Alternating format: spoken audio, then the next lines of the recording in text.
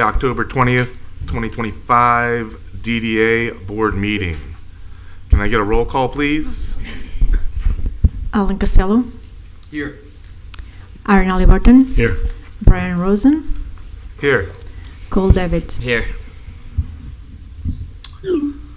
Next up, I move to speak. Oh, Mayor? Sorry. Well, I'm here. I'm non-voting, but yeah, I'm here. Present. All right. Moving on to the agenda approval, I understand there's going to be a change made, a deletion of item 4C. Does anyone want to make a motion for that? Yeah, item 4C was removed. We'll be moving that to a future meeting. So the applicant requested to move that request. So motion to approve with the change, removing 4C from the agenda. Second. All in favor? Aye. All right. Let's move forward to public comments. If you wish to address the DDA board, please provide your name and address. You'll have now 3 minutes to speak, and we welcome our city partners also. So again, I like to start with my city partners because I know they're busy. Just before we start that, just want to acknowledge that Jules is online, so we did not include her in the roll call. But Jules, can you hear us? I don't think she can. We're working on it. Oh, okay. Yeah, All right, great. we're- I hear you now. Okay, I great. hear you She now. is. Okay, Jules present. Sorry about that. I don't. It was nothing on my end because I haven't changed anything, but I couldn't hear at all. All right. Well, let's. Great. all All right, right, good. Thank you. Here we go. Ready? Stephanie? Yeah. Okay, Sorry. hi. Thank you. Stephanie Immelman, the Delray Beach Chamber of Commerce. So thank you, Laura and Suzanne, for coming to one of our Do Good Delray events last Friday. It was nice to see you there at the two. Thank you for coming. It's nice, and thanks for the support of everyone. We've had a lot of great events, and we got a lot more to come for the rest of December. As you probably know, we're as concerned as you are about the new parking regulations and how it may affect our small businesses, especially in the downtown. So we're collecting a lot of anecdotal information. I think what we need to provide the commissioners going forward is real data and real information of how it affects our businesses. So what we plan to do is to amplify the surveys that you're sending out. Rather than do our own separate ones, we're going to send everyone to your survey so you'll have all the data. It will be more effective and forceful if you have everything in the same place. So that's what we'll be doing. I assume you're going to be doing surveys frequently, like maybe monthly or something, or I don't know. Well, we're getting ready to launch one, so Okay. So as you do it, let us know, and we'll send it out, and we'll also make you aware of any anecdotal information that we have. And when we get complaints, we send them to the city commissioners. So sorry, Mayor, you guys will be getting those emails as well. So we're your partner in this, and let us know if there's anything else you need us to do. great. Thank you. Good afternoon, Board. I'm Mavis Benson. First of all, I'd like to start by thanking all of you who attended either last week's VIP event for the opening at the museum or Saturday's grand opening. But wait, no one was there for either event. Thank you, Quentin, for being at the VIP event. Greatly appreciated. I say this with humor, but honestly, it's disappointing as well. Being on the board isn't just attending monthly meetings, reviewing numbers, and approving motions. It's about showing up, being out there, talking with the people, supporting the DDA team, and seeing firsthand the response and the impact received from the community for the work that's being done. When you're visible and engaged, it makes a real difference. It builds trust, it strengthens relationships, and shows that you care about the downtown and the people who make it special. I ask that you try to do better. Your presence matters more than you might realize. And don't worry, I'm also going to be sharing this message with the Foundation Board as well. So Big Al, you get a double whammy there. Yes, ma'am. I thought you were going to be talking about parking today, but I guess it's been... We are. Okay. So I did want to share with you the merchant meeting last week. And the permit has gone over well. It's being used. People are signing up for it. But there's still major concern. A lot of people do worry about some of the workers, especially in the restaurants, who may not be able to afford that $10 a month. And they're also, I've had the opportunity in every little nook and cranny, There's small offices, small services, small hairdressers and so forth that are either renting just a small area to be in their position or have been in a small area in a building, have been there for years and established themselves, and they're concerned about what the parking in the metered lots now is going to do for their business. The previous DDA's recommendations, I believe, still should remain valid. That 1, the garages remain free, and 2, the surface lots with no limits until at least 4 p.m. I think you understand these suggestions. They directly support the small business owners and who are the foundation of our downtown economy. Finally, I'd like to address the storage situation on the Old School Square campus. I had the opportunity to see it last week, and frankly, it's concerning and unacceptable. The available space is very limited. Items have already been shuffled around just trying to reach what's needed. I saw that firsthand. The upper storage area that's there is truly unusable. Anything put up there now can't easily be accessed, and it's not practical for ongoing operations. The wall construction also raises serious concern. With our commitment to the community and the city, to keep the entire property active, just imagine a concert in the amphitheater, an event happening in the Vintage Gym, and a move-in or move-out for an exhibition at the Cornell Museum, all happening at once. It would be chaos, not to mention any fire and safety issues. When I served as board chair of the original agreement, the ILA between the city and the DDA covered every inch of the Old School Square campus.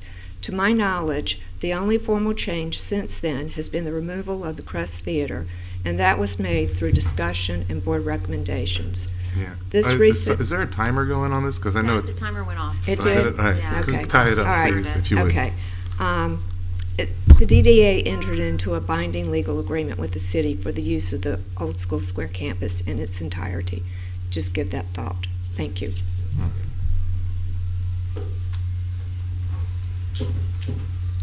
And I think we want to invite Gary Ferrari, who's our major of our downtown unit, to come up and introduce his new position. Good afternoon, Gary Ferrari, Major at Delray Beach Police Department.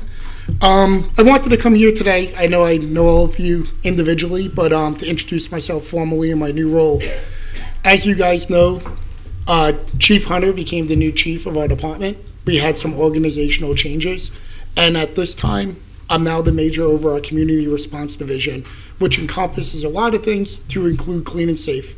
The lieutenant over clean and safe remains Hannah Schofeli, who's behind me. I can tell you I'm very proud of the men and women that work downtown, but one of the things, as anyone that knows me, the most critical thing to me in my role as a police officer and most rewarding thing is community relations.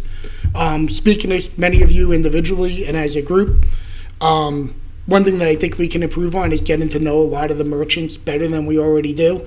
So in the coming days, both Hannah Schofeli, myself, and my assistant chief, Mike Debris, we're working on a series of initiatives where we're going to be rolling out coordinated efforts and plans for the officers to get out and basically go door to door, introduce themselves again to the merchants, and find out what they see as the great successes and maybe some problems on Atlantic Avenue to try to address those, and then bring that feedback to whatever party it needs to be.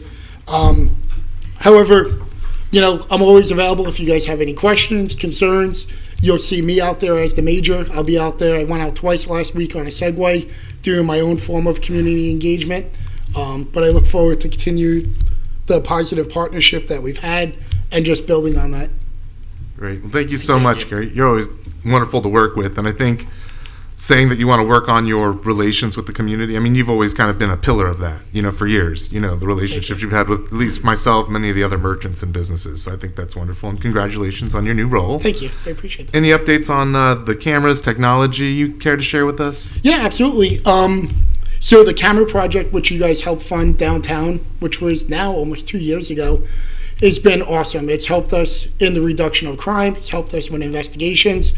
We're currently working on the project that we proposed for last fiscal year for the West Atlantic camera expansion project. These projects are very, what's the word I want to use? Very technical in nature, where a lot of different people come in. It's not something we want to rush to kind of finalize. But working with the city IT's team, Public Works, and every other division in the city, we're hoping to finalize that design phase and get a quote on it, so we can bring it back to the proper authority to present that. Last year, through the help of Mayor Carney and the other commissioners, we received a grant from the Department of Justice at just under $1 million for a full citywide technology project. It's moving along. We're in the permitting phase at this point, where we'll be putting mainly license plate recognition cameras and some CCTV cameras in critical points throughout our city.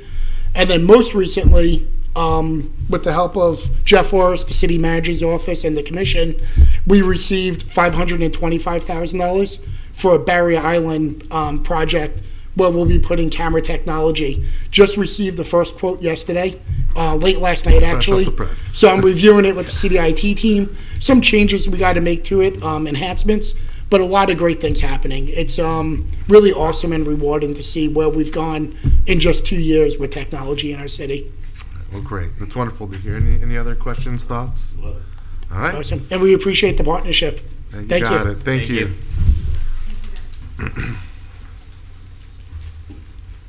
Anybody else from the public? Any other partners? All right. Moving on to the consent agenda for approval. Would anyone like to make a motion on that? I make a motion to approve it. Second. Can I get a roll call? Cole Davids, Yes. Brian Rosen, Yes. Aaron Halliburton, Yes. Alan Costello. Yes.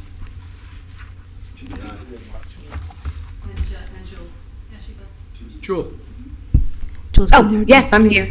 I didn't hear my name called. Yes, I'm here. As for the consent agenda approval, are you good with the consent agenda, Jules? Yes. All right, thank you. Wonderful. Moving on to new business, placemaking DDA grant application by the SET Coalition for the December 8th, 2025, 12 Days of Christmas. Cynthia? Good afternoon. Good afternoon. It's always great to see you here. And y'all know why I'm here. I was here last year to talk about a little bit of things that we're doing in the set for 12 Days of Christmas. We're going to have a complete calendar ready for you guys. I thought she had some pictures for me for today, but I'll wing it by myself, and Chuck is not here for my backup. So you did read what I asked the DDA to do. This year, we need a lot of help. Last year, I think we only received $1,500 from you guys, and that money actually went to the city of Delray Beach.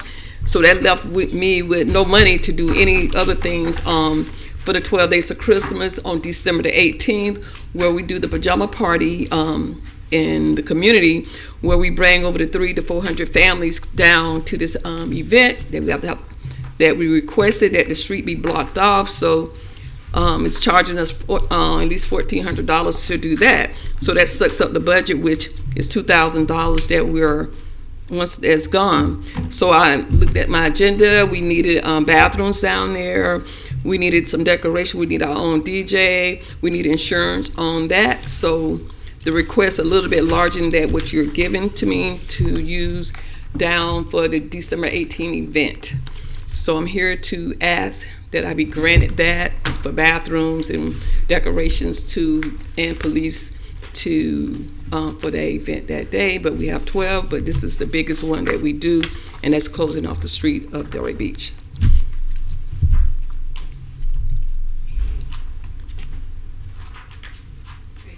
Gotcha. And the amount you're asking for is the 3,695, right? Yes, correct. Okay. I got the 3,995. Is that not the right one? No, that was her budget that she sent in after, but the request is for 3,695. It's because we had to add the bathrooms on to that because every year we do not have bathrooms down there for people to use. So, and the merchants down there would not let us, any of the people on that avenue to use their restrooms or anything. So we do need that with the amount of people that's come down there as well. And just to clarify, just for the board's, just for clarification, so this grant program that we put in place several years ago, we had a cap for the activations at $2,000 per activation, and that's what we recommend. However, it's up to the board's discretion to exceed that that cap. So. And what's our total budget this year for 18,000. 18 for the year? Where are we on that? We haven't It's used just any of starting it a yet. brand new year. So. Oh, right. Right. Did we use all of our budget for it last year? No, we did not. Okay. How much did we have left over last year? 16? No. We were at More or less. 8,000, so yeah, So you almost have- 10,000. All right. Okay. Again, we have a budget of 18. It's the first one coming to us. We got to have our team or someone work with you on the budgets and stuff, because what I'd love to see, and in an ideal world, is like you showing us, hey, the event's like $10,000, because there are a number of costs that are probably not in here or whatever it is, and all the stuff. Like, you kind of need to think. It takes a lot of thought beforehand, and then when you come and you're like, hey, we want, 4,000, but it's costing us 15. Then we're like, hey, it's not like we're funding the entire event. Although in the same breath as I'm speaking, West Atlantic Avenue is a big part of what we're here to help. That's the area we want to push our money towards. We had a leftover budget last year. I'm not sure how the funds are allocated, if we're paying the vendors directly or if we engage with the bathroom company, or I don't know what the situation is, but I'd like to work closer, with your team and our team in activating the street. We do it often. We kind of know some of the things that are involved, some of the other costs that you may not be thinking of, that we just, again, I'd hate to say here's 4, because we granted it, even though I don't like your numbers, how they came out, and then it's more, and the event's not, something goes wrong. I just want to make sure it's really done right.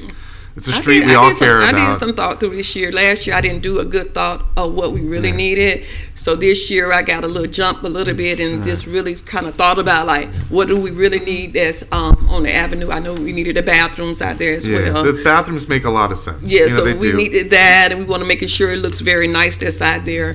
And most of the budget is going to the city of Delray Beach, so we don't really able to do anything with the dollars that you give us, but we trying to make it work within what we really need to have out there. Did you use my DJ last year? I think I had you use Underwood. But I want to use somebody from our community. Yeah, that's fine. And then 600 is for one event, or is just that multiple one? ones? Yeah, but he usually work with us, so if it's something that we need to offset, he'll come and do it for us for nothing. That just that's why again, I'm looking at the numbers you gave, and I'm sure you're spending it in other places. But I'm like, I can get you a pretty good DJ for under 600. I would think. But if we need him to do other events for free, he will. Yeah, so that's why I'm trying to keep it in the community, because he have done so many events for us for free at no cost. I understand. Yep. Again, I'd love to hear from my board. Al, do you have anything you want to put in? Brian, I'm so happy that you are so financially astute and stay on top of this, because I'm so excited to get the events out there and on the streets, so to speak. So I'm less likely to be a nitpicker over the actual finances. So I'm just glad you're there, and I'm happy to see the events get accomplished. So where would you stand on her request for the $3,695? I'm going to decide after I hear everybody else's discussion. You got it. Aaron, any thoughts?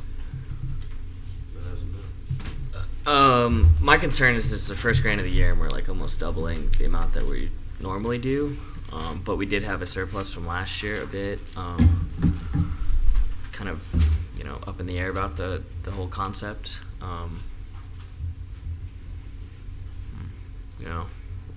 Do we have a recommendation from you all? Well, Jules might want to see if Jules has any comments. I do. I think, I'm obviously all for supporting it. The only thing is, again, the beginning, giving it all up front. My recommendation is, would it be helpful to you if we gave $2,500 toward it?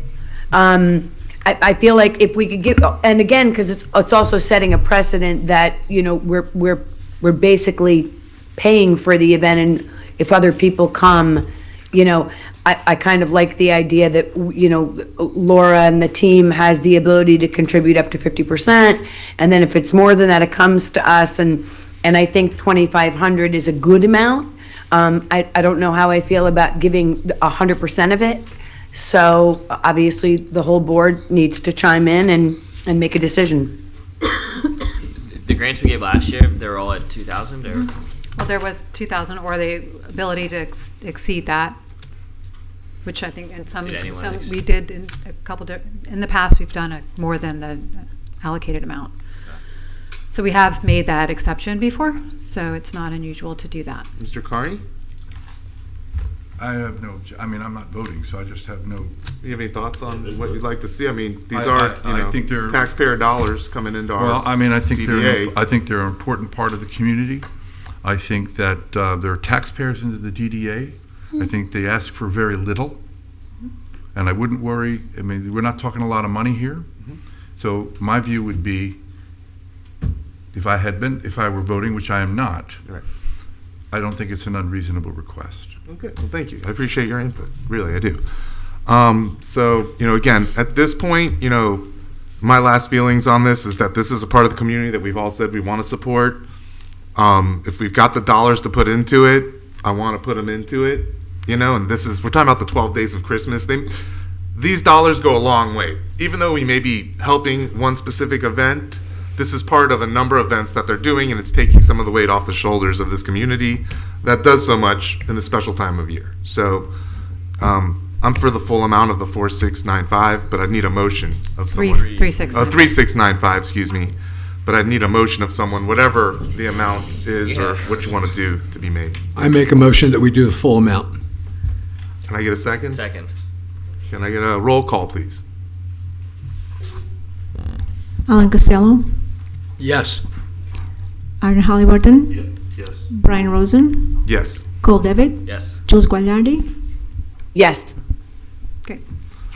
And while you're here, I just want to say, because I know that Mavis earlier said comments about showing up, how it's important, you know, when you're on the DDA board more than just voting and everything else. I did attend the West Atlantic Avenue event you held in the gym. I think it was the second one or third one. You had the first overall, focused on the 3 pillars, and then I caught the second 3 pillars. Well, we've been doing this for 7 years without no help from anyone.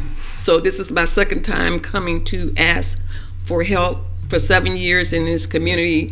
And then families look forward to this because we give away free toys, free this and free that we charge nothing for this event, for this community. Well, the good news is you got the votes to get that. Yes. I was just saying, as a DDA board member, I think it's important to show up to stuff. And I know Yes. our staff and everyone works really hard to do things, activating the city, running the museum, doing everything. And we also have to do stuff that's inside our community that's outside the DDA, and we have to show up, you know, to these type of things. And I learned a lot, and I just mentioning it to everyone because you know. So it's you very will be important. receiving a calendar. I'll be giving it to Suzanne, and she's going to have it printed out. So hopefully by the next meeting, you will have it to follow us through the community and actually see what we're doing. So again, I'm grateful, and thank you for saying yes. You got it. And then again, keep the communication going with our staff. Just when you're Absolutely. planning the event, This- let's this get like a small- really solid budget for all 12 days together for you, so you know what you're doing. I do know what I'm doing. I know for what you're 7 doing, but years. so we can get you some more money if it been makes great. sense and it's things that Yes, we I want to see will. I support. will definitely do that because we do need other dollars that we are dependent on community to help us. We're getting the Masons involved this year. All the Divine Nines are up there giving out free gift cards and toys. So it is an excellent event. They beat up Santa Claus, but I just truly do it because I know it leaves memory for that community and the families that's there. So on that side, there's nothing going on that we can leave for our children. It's just a start that they can say this community is doing this. And again, I say thank you. Glad to support. Thank you. Thanks, Cynthia. Thank you. Thank you. Okay. Continuing on through the agenda, let me find my sheet here. Old School Square Campus venue rental fee waiver process discussion with, Great. is that what you guys are bringing to the board? 4B? Yes, so based on our discussion at our last month's meeting regarding the venue fee waivers, the process, it was requested to provide you with more information and around the venue rentals. We did do, Alex is here, Alexandra. She did a lot of research on surrounding venues and what their fees are, provided that to you all for your backup, as well as a letter of recommendation from, as Old School Square sits as a venue, and some recommended opportunities as it relates to the fees. The venue fee, just for you all, we as the management team, the venue fee goes into the operation to address any operation programming. It's not going into capital. So there is that opportunity to adjust the fee, because it is important for us to remember that the place, Old School Square, is a place for everyone. It is a place for the community, and we want to continue to spur economy through activations there. So making it attainable for most to have an event there, whether it's a nonprofit or a for-profit, but it's a community activation. So with that, we have the fees that are in there. We have a nonprofit rate and a for-profit rate, and the fees are broken down into the Vintage Gym rental fee with management fees and cleaning fees, as well as the amphitheater and the East Lawn. So all of those have been provided to you all, and as a nonprofit, there is a 50% discount, which is the way it's created now. That would be an opportunity if you wanted to increase that to be more than 50% for a nonprofit as a fee waiver, and that would be done administratively. Anything above that needs to come to the board for approval, and that's how it sits now. So you're seeing requests for people, you've seen a number of them wanting all the fees reduced for the venue. We don't see this a lot in the Vintage Gym as a rental facility, so it's mostly for amphitheater events that are requesting the waivers. So, so with this, I just would, again, as we can make changes to this now, you can keep it the same as the way we have it, but I'll put it back to the board for any questions, and Alexandra's here if you have any questions too. Yes, sir. How many offhand can you say we did commercially last year for the rental, and how many nonprofits did we do? I would say majority of them are a nonprofit or have a nonprofit component. Meaning that they have, for instance, the Concourse d'Elegance event is a nonprofit. They fund charities through their for-profit organization. And Muscle on the Beach Car Show, it's produced by a private producer. However, 100% or the proceeds go to the Sandaway House. So they're not technically a 501c3, but they are funding a nonprofit.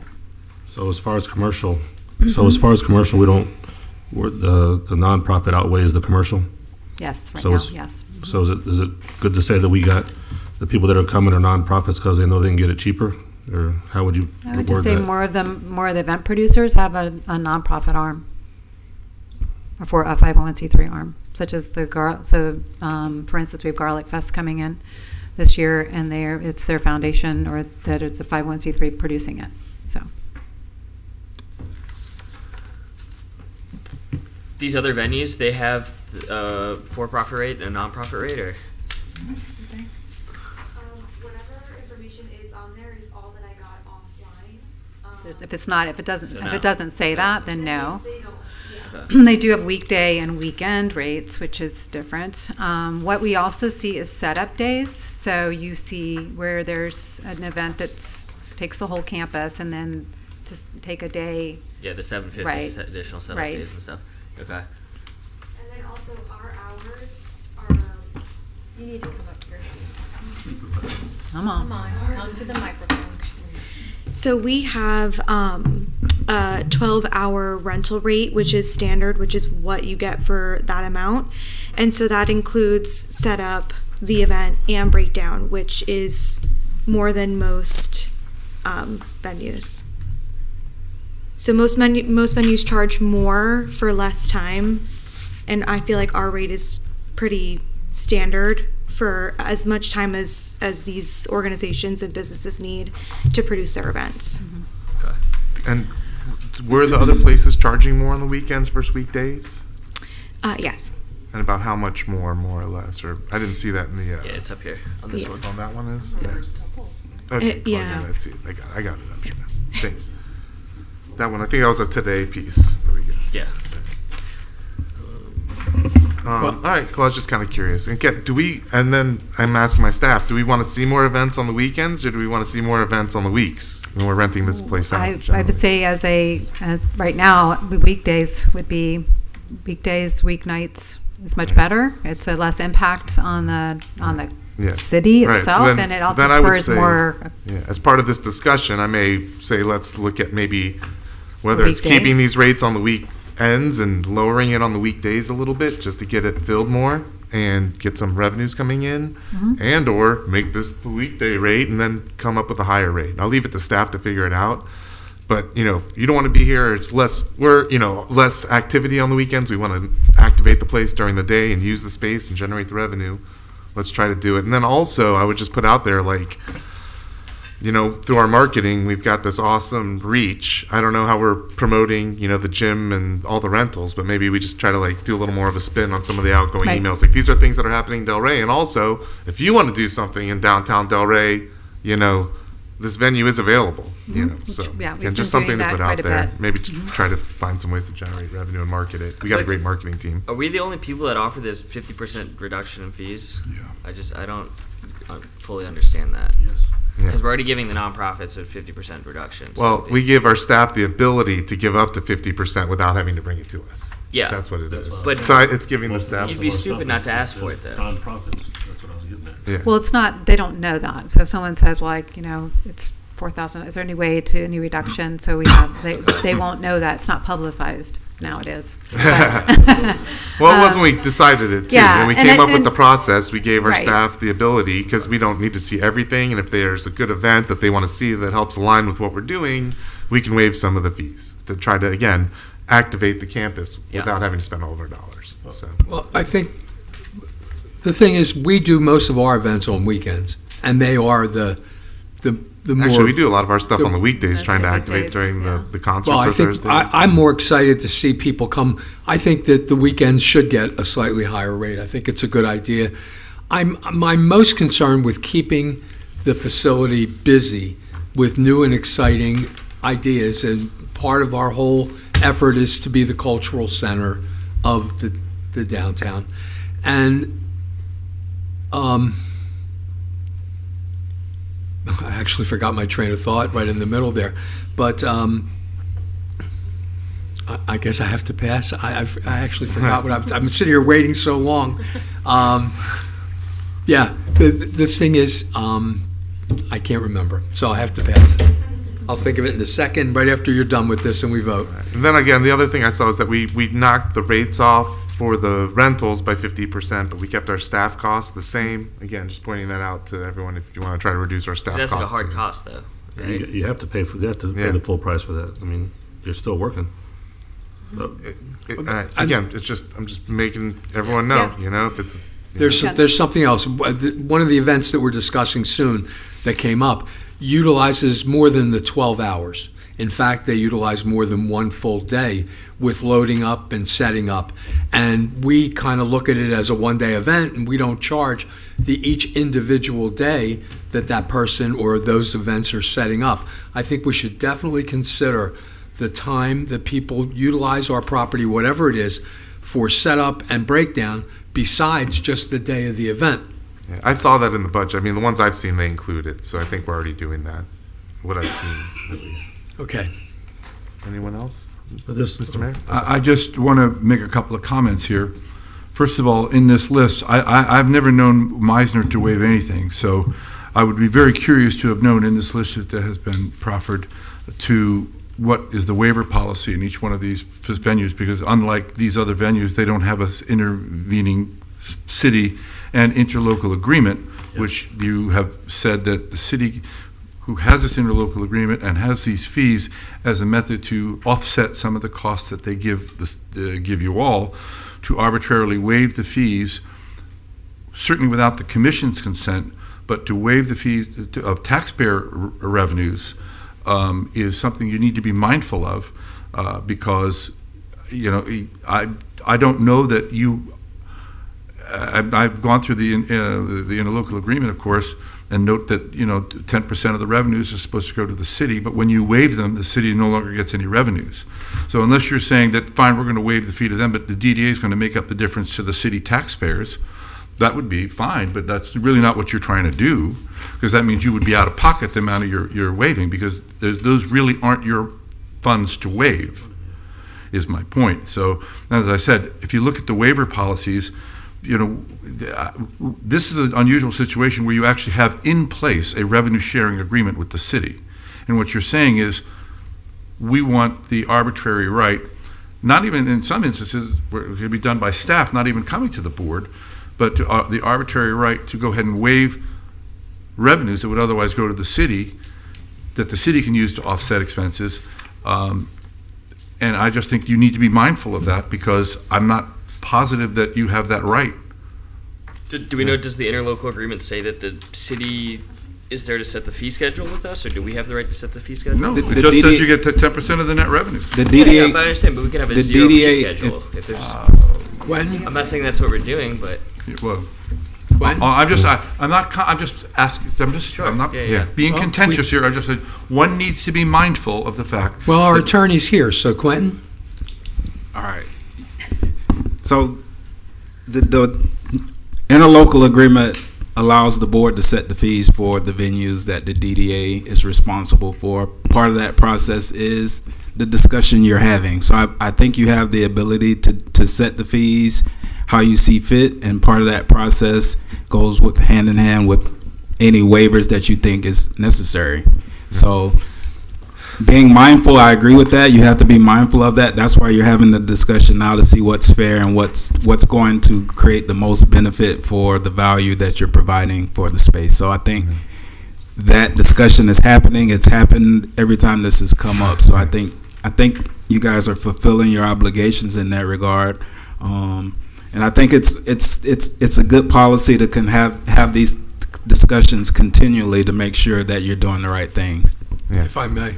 And I'm not positive. I'm sorry. Go ahead. No, I'm just saying gonna I'm say- not positive it's within the spirit of the agreement to I- set fees, and then for which you submit a budget to the city to do. This is all part of. It's all included in your budget. What your projected fees are, to then have the ability, without the commission's consent, to waive fees. Well, we're not really waiving fees, we're setting the fees.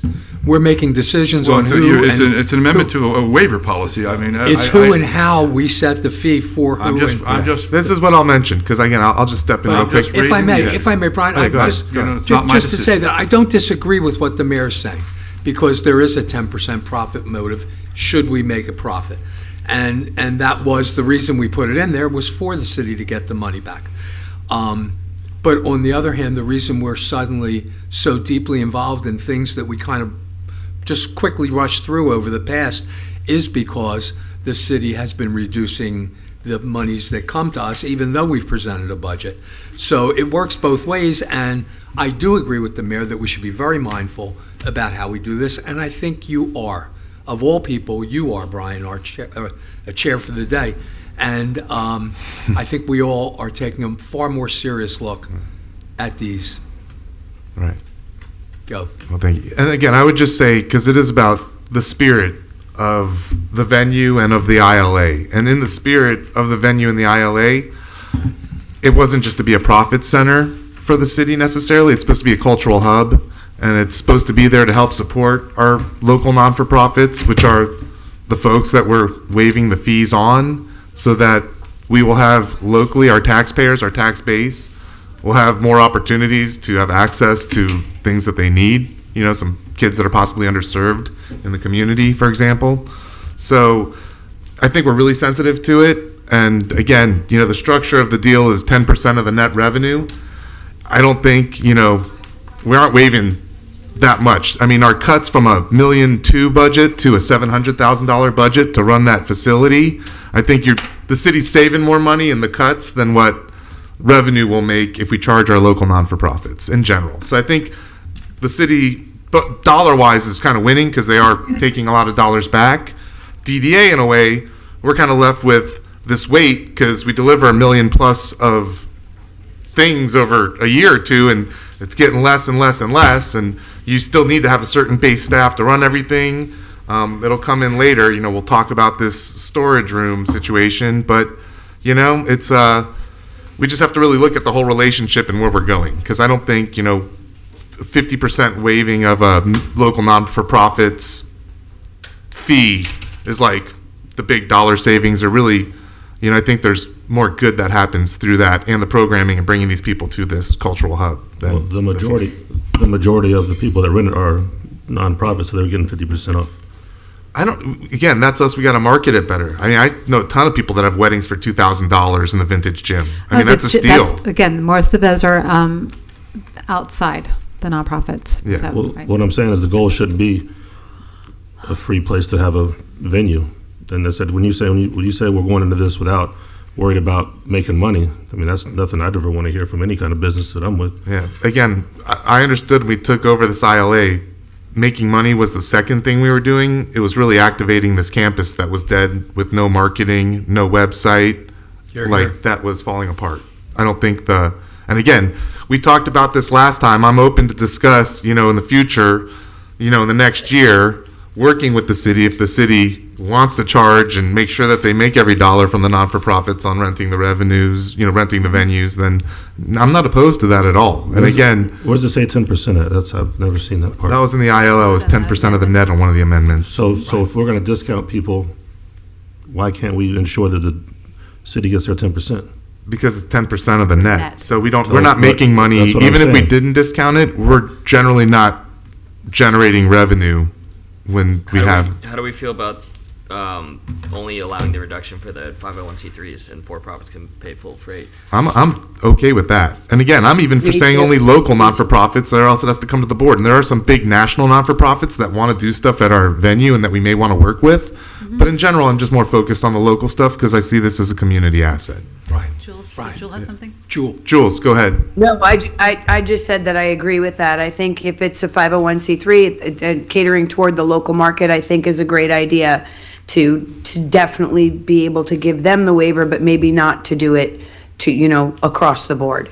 Right, and if it's a national big group and we're excited about it, then bring it to us and we can discuss it. And again, I think the city, if a big national person comes, it's a lot more value in having a big event than a couple $1,000s. Without speaking for the city, I've always felt different about waiving for a not-for-profit than I do waiving for a for-profit. Mm-hmm. Okay. Because for-profit can calculate their ticket price and everything. Yeah, such as that. exactly. And again, Whereas a not-for-profit, we're all joining hands and singing Kumbaya, and most of the I feel non-for-profit differently about events we the do, non-for-profit. they don't even charge. And I'm speaking for myself. I don't yeah. know how. Right. I just. Well, I for appreciate myself. the further color. Jeff, did you have something? Jeff, please. Jeff Forrest, Assistant City Manager. Just some of the things that we've looked at as we look at a 50% policy that we have with special events really is, first of all, we redefined what a nonprofit is when we did the special event policy 2 years ago. We define it now as either a nonprofit based in the city of Delray Beach or clearly serving the Delray Beach community. What that has done, and I just have anecdotal information, but at the time that we started that policy, we had runs down on the beach twice a month, which was our limit. We had 4 last year. Because what we found out is all the runs on the beach were nonprofits based in another city, and now that they're no longer getting a reduction in the cost, they don't come here, they go elsewhere. 100%. So one of the things we also are looking at in the bigger scheme of things is whether that 50% is going for the purposes of what we have events for. And one of the reasons we look at doing that is the nonprofits and anybody coming to the site, to Old School Square or elsewhere, is providing an option of entertainment for the community. Not really looking very much at, are they doing a fundraiser and charging lots of money and excluding people? So what we're trying to make sure is anybody that we're helping to fund is having an event for the community, not for a limited number of people. So that's become very important. We're actually looking at some parts of the policy now to see if there's the opportunity to kind of tighten up on that a little bit, to make sure that we're not giving limited opportunity to the people who buy a ticket to go to an event, but that it's an event open to the community and for the community. That's awesome. If you would, as you're, share the current policy with our staff if we don't have it yet, and then as you're changing it, if you would, just so we keep it in mind as we do ours, because it's kind of nice when everything matches. I found, like whether they're going here to the city or there, it's just like we could try to make it more uniform. And some of the things that we also take into consideration as we have more of these events that are fundraising and giving that money away, and that's their sole purpose. Are we just funding more of their money giving away, and we don't get any credit for it? Yeah. So that pass-through is really not what this is designed for. Understood. Well, I got you up because I got my assistant city manager up, and I know we were talking about the parking questionnaire. I have answers already. What's that? I have answers for that section as well. Okay, I just want to make sure that the city's looking at our questionnaires and everything and making sure that if they have questions they want to have answered on our questionnaire, we're all working together to get the information out. That's all. Just, you're up here now, so I'm just saying, hey, let's all catch up on that. Because again, maybe there's some metrics you want to know based on some of these changes that we can help get answers on. So. I will make sure we take a look and we give feedback. All right, thanks. Thank you. All right, so what do you think? The 50% for the 501c3, but then how we define it is the next question, I guess. And do we want Right, to which we can follow tie the same. ourselves? We can Yeah. follow the same uniformed. It seems that they're putting a lot of thought into it, and I'd like to. Which is part of the special. They have to do a special event permit And then through it'll this follow all policy that, anyway. right, so. It's all should be tied together, which makes total sense. And but did you have a recommendation of just 50% for the nonprofits 501c3s, only? yeah, anyone and else no other pays full freight. Okay. Yeah. So that's is that a motion or That is is that a motion. Motion. Second. Okay. You want to hear it again? Okay. Roll call. She has it. Yeah, she's got it. Yeah. Do you have the motion? Mm-hmm. She has it. Okay. Cole David, Yes. Brian Rosen, Yes. Aaron Halliburton, Alan Costello, Yes. Joel Guayardi. Yes. Great. And can I say that this letter was really great? Alex, thank you. Good job. Thank you. All right. So item 4C has been eliminated from today's agenda, just so everyone remembers that. So we're moving on to old business. Oh, Quentin's taking over this next one. That's a strong word you have there, taking over, but I'll do my best to guide this discussion. This is just a follow-up from the last time we talked about this in September. The items remain as they were at that meeting, so now we're in a position to vote on the recommended changes. The first change, as we discussed a lot last meeting, was the removal of the mayor or designee as the ex officio member, and the remaining changes are fixes to true up the process for how the actual situation works now with the DDA, because these bylaws and were created, things have changed since then, so we're just making sure that they meet up with what's actually happening. So my recommendation would be for, if there's a motion to approve the house cleaning items, which would be 4.4, 7.2, 7.3, and 7.4, that you make that motion, and then we'll come back to the other one and tackle that one different, because I know there was a lot more discussion on that. All right. Well, I'll make a motion to approve those. section 4.4, 7.2, 7.3, and 7.4. Yes. Second. No, that's the next. That's discussion. just, This is just the housekeeping items. okay, so there was a motion and a second, so we just need a vote. Alan Costello, Yes. Aaron Halliburton, Brian Rosen, Yes. Cole David, Yes. Joel Guayardi. Yes. All right, so the next item is the item related to section 4.3. 4.3. Can you change the wording of that to not get rid of the mayor to What did I change say? the Did I bylaw? s- That's what someone said. I said, Someone said that. Oh. Even I don't think, well, no, it's just that it's a matter of choice. This is wording that was put in the charter as boilerplate. They put it in every charter and every bylaw, and it was up to us to change. And as I said, we've never stopped anyone from speaking. It's kind of having someone force their way onto our board is less comfortable for me. There's no but force. The mayor hasn't shown to be a dangerous individual. He hasn't attacked anybody. He hasn't hurt anybody, and he appears to be an okay guy. It allows. I don't agree with everything he says, of course, nor does he agree with everything I say, but. It also says, the mayor or his representative, and it's like, I don't know, if the city manager asked to speak, we gave him the floor. If the mayor asked to speak, we give him the floor. But when it should be our choice. I almost want the wording changed to be our choice. All right, well, I think. There you go, that's me. On that. Aaron, there you go. Say on the subject. No, I just want, when it says the board shall prepare and adopt an annual budget and supervise and control its accounts, I was trying to ask a question, what does that mean? Like, does it not go in front of the commission anymore? Or? Well, the budget goes before you all. The budget and the millage is separate. So, again, I'm just going to read because you guys got really good notes from last time we kind of brought this up. So I'll just make it really easy. You can copy and paste. And I wrote, it says, Board Vice Chair Brian Rosen clarifies that the current language does not allow any commissioner to join, but rather specifies that only the mayor may participate, either as an ex officio member by appointing representative.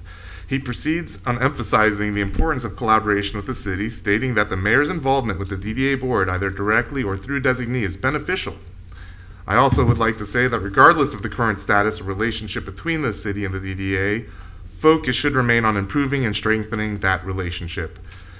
This provision was in the bylaws, and he's not forcing his way onto the board. He's following the bylaws and able to sit in, and I appreciate his input on things because we need to work well with the city.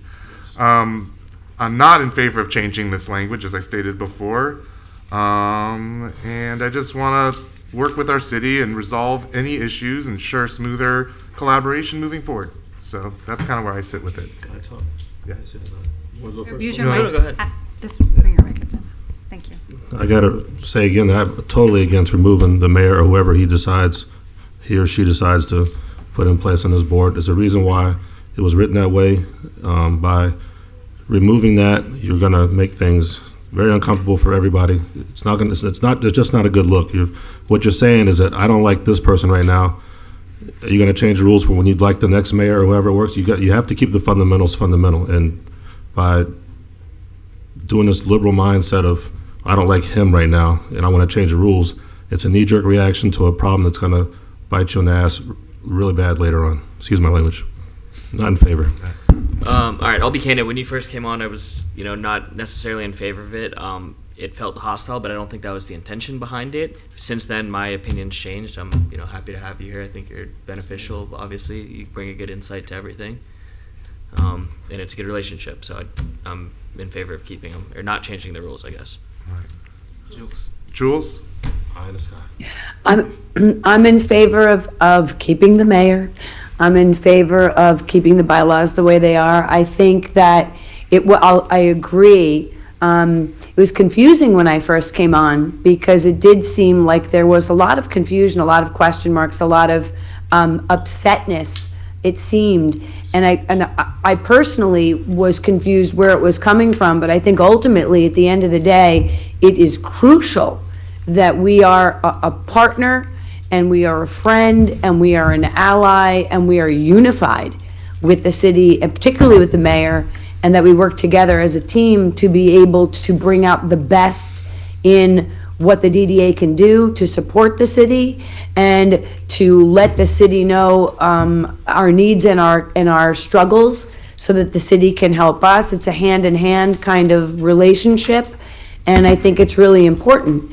And I think, the last time I had asked, hey, Mr. Mayor, can I come and sit with you? I was told that I can't for, particular purposes, and that if it had nothing to do with anything with the DDA, then I could. But I do think that it's extremely beneficial to have his guidance and his advice and to be able to have that input And I'm all for it. I'm all for it going smoothly, and I'm all for us having better, more fluid communication so that we can ensure that it goes smoother. Thank you so much, Jules. Appreciate your insights. Do we need to make a motion to keep it the same, or do we just, what do we do? Well, there has to be a vote on it, or unless you all decide to remove the question. Yeah, I guess my question is, do we have to make a motion not to change the bylaws at this point? Yeah, we need a vote on it. All right, so can I get a motion from someone then, if that seems like where we are? Or if you want to make No, yours? I'm not going to make my motion because I see that the board, I don't want any Gotcha. So- discontent with the board. You want to make a motion? It would be a motion Bylaws to stay not the same? I make a motion that regarding the mayor, whoever or he or she decides to have sit on the DDA board, this That section not be changed. Yeah, Not be changed. Section 4.3 is what he's referring to. Section 4.3 stays the same, Second. as written. Can we get a roll call? Cole Devitt, Yes. Brian Rosen, Yes. Aaron Halliburton, Yes. Alan Costello, No. Joe Gualdardi, Yes. All right. Through that, moving on to 5B, storage facility review. We're going to get a little update on the status since the September 30th DDA workshop, regarding some of these concerns with this area tied to the stage. Great. So Jim, as per our workshop that we had, our special meeting that we had on the 30th to discuss Old School Square in general, and obviously this portion of the facility,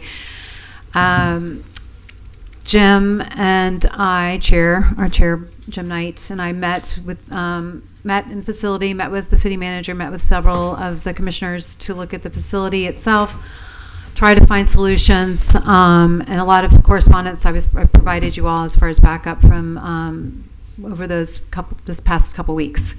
And currently there's been review from the fire department providing some recommendations as it relates to the public safety there, or the facility safety, and measures that need to be taken for the facility. Our request was to create more, moving the wall, the temporary wall that's been put in was really, our second request was to move the wall. So the original request was to remove the whole thing and keep it a storage facility. However, with this ceramics class and ceramics studio, their capacity is at 20, and with the way the setup is now. So if in order for us to have function in there, space in there to function, and when the campus is running at 100%, it's going to be difficult. So where we are right now is that our request stays the same to gain at least 12 more inches in the facility. They have to make changes to the temporary wall as it is, because they have to provide a door. During that time to add that, and it's at this point not getting too far. So. Hey, Jeff, we can't get 12 inches, please? Why? They can barely get the carrier through to make that left-hand side inside the door when they're loading up. It's pretty tight as is, and the fire department has opined that if we move anything, then we don't have appropriate access aisles to get to the egress. So, Mr. Mayor, For the 20 people. you can't get 12 inches? We already moved the wall as many inches as we could. If you're out there, you see there's a black line on the floor where the wall I've was seen the originally supposed to be. pictures. Yep. We moved it to the greatest extent that we could. May I ask a question? Mr. Assistant City Manager, the art school currently has available space for classrooms? Yes. Why haven't we used that space before you went and usurped ours? Because we can't put a kiln in an historic building. Is there a kiln in the arts warehouse? It's my understanding there might be. I don't know. Yeah, I'm there not is. familiar with the arts warehouse. There is. Okay, there is. So you could have had the classroom set up where the The classrooms arts warehouse are. is not a city property. You don't think they'd let you use it? That's not the point. The point is it's not a city property. Okay. Gotcha. I mean, this is such, again, when I brought this up last time, this is the city's property. So you're like, they usurp the space. I know that we're in charge of managing it, but it is the city's property. And when I say that this space is mission critical to us operating, the stages and everything, mission critical means that it's part of operating that whole campus, and that stage and area is a big, important part of it. Again, we've discussed, I'm going to bring it up again, second time, maybe working with the city on a transition, whether the city's going to take Old School Square over or another group working with the city, I don't know. But the path we're on with the budget limiting, these physical issues with us feeling like we're in charge of managing space and we're losing it, the city, it's their property, you guys do all the maintenance, you see it more than anyone. All our city staff's there all the time. Our staff works so hard on it, like everyone's working hard on it, but there are these issues that come up, and we're talking about this space again and 12 inches, and it's like this fight, and it really shouldn't be a fight. Like, we're all working together. Brian, I apologize for interrupting. I really do.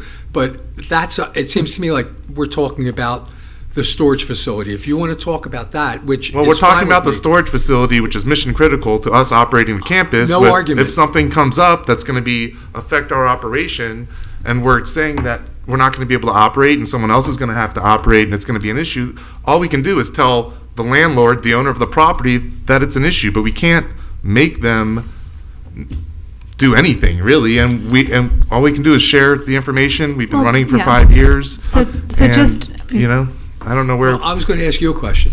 I don't want to sue the city. That's kind of what we're talking about, because that's what it was last time. I want to ask you, if you had your choice, what would the solution be for you?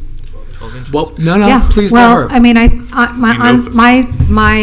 it's not our facility. It is the Old School Square campus that has run historically with this space. There is no other space in this campus to work on any piece that's going to, or store the tables that are in the gyms and use the theater.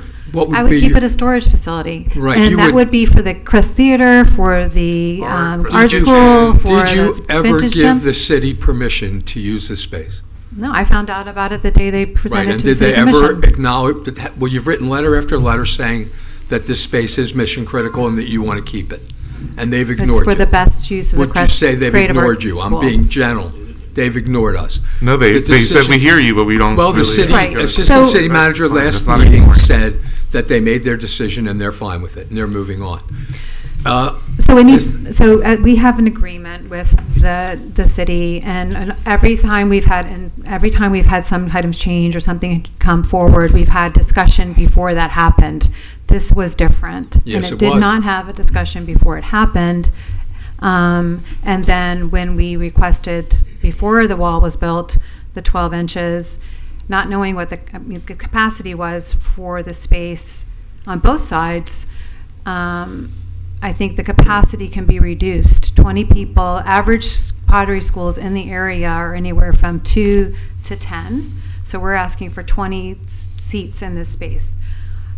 You're trying to accommodate the city, is what you're saying. No, I'm saying why can't there be a Reduce the reduction? size. Reduce the size of Right. the capacity for the pottery class Quentin. to a 5-person. By if I 5 may. people or whatever, to accommodate that additional 12 inches. I'll be done soon.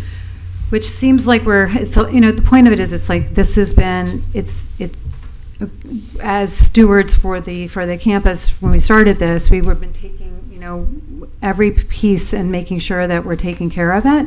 And that's kind of staying where we are right now, trying to take care of the space and for the long term, for its future. So, at this point, if that's the decision and we're going to go forward with dividing it up and working in there together, then that's fine. That it's definitely going to be impactful. Quentin, if I may, did you negotiate the Second Amendment with the city? I wasn't here at the time. No. Did you negotiate that? Okay. But you've read it, certainly. Okay. Is that area a part of the Second Amendment, the storage facility? The storage facility is part of our interlocal agreement, yes. And does it state that it's ours to use and that it's not to be used? It's not. Does it describe the rights of the DDA to use the space? Or does it say it's to be shared? I don't have it in front of me. I couldn't answer that. I think you directly. could answer it. You've answered it many times with me. You've told me that we have the rights to No, use we it. have the right to use it, yes. Yeah, I mean, we have the right to use it. It says clearly in the Second Amendment. It describes the property, it shows aerial photos, it's ours to use. Well, If the city, I'm sorry, go ahead. I have, Laura has, I know you have, I know Jim has, we've all stated to the city and the staff that we don't believe what they're doing is within the rights of the ILA. The city has disagreed. We understand their position on that. We don't agree with it, obviously, right? That's what I don't agree, certainly. Right. So that's why we're talking about Then it. what are our choices?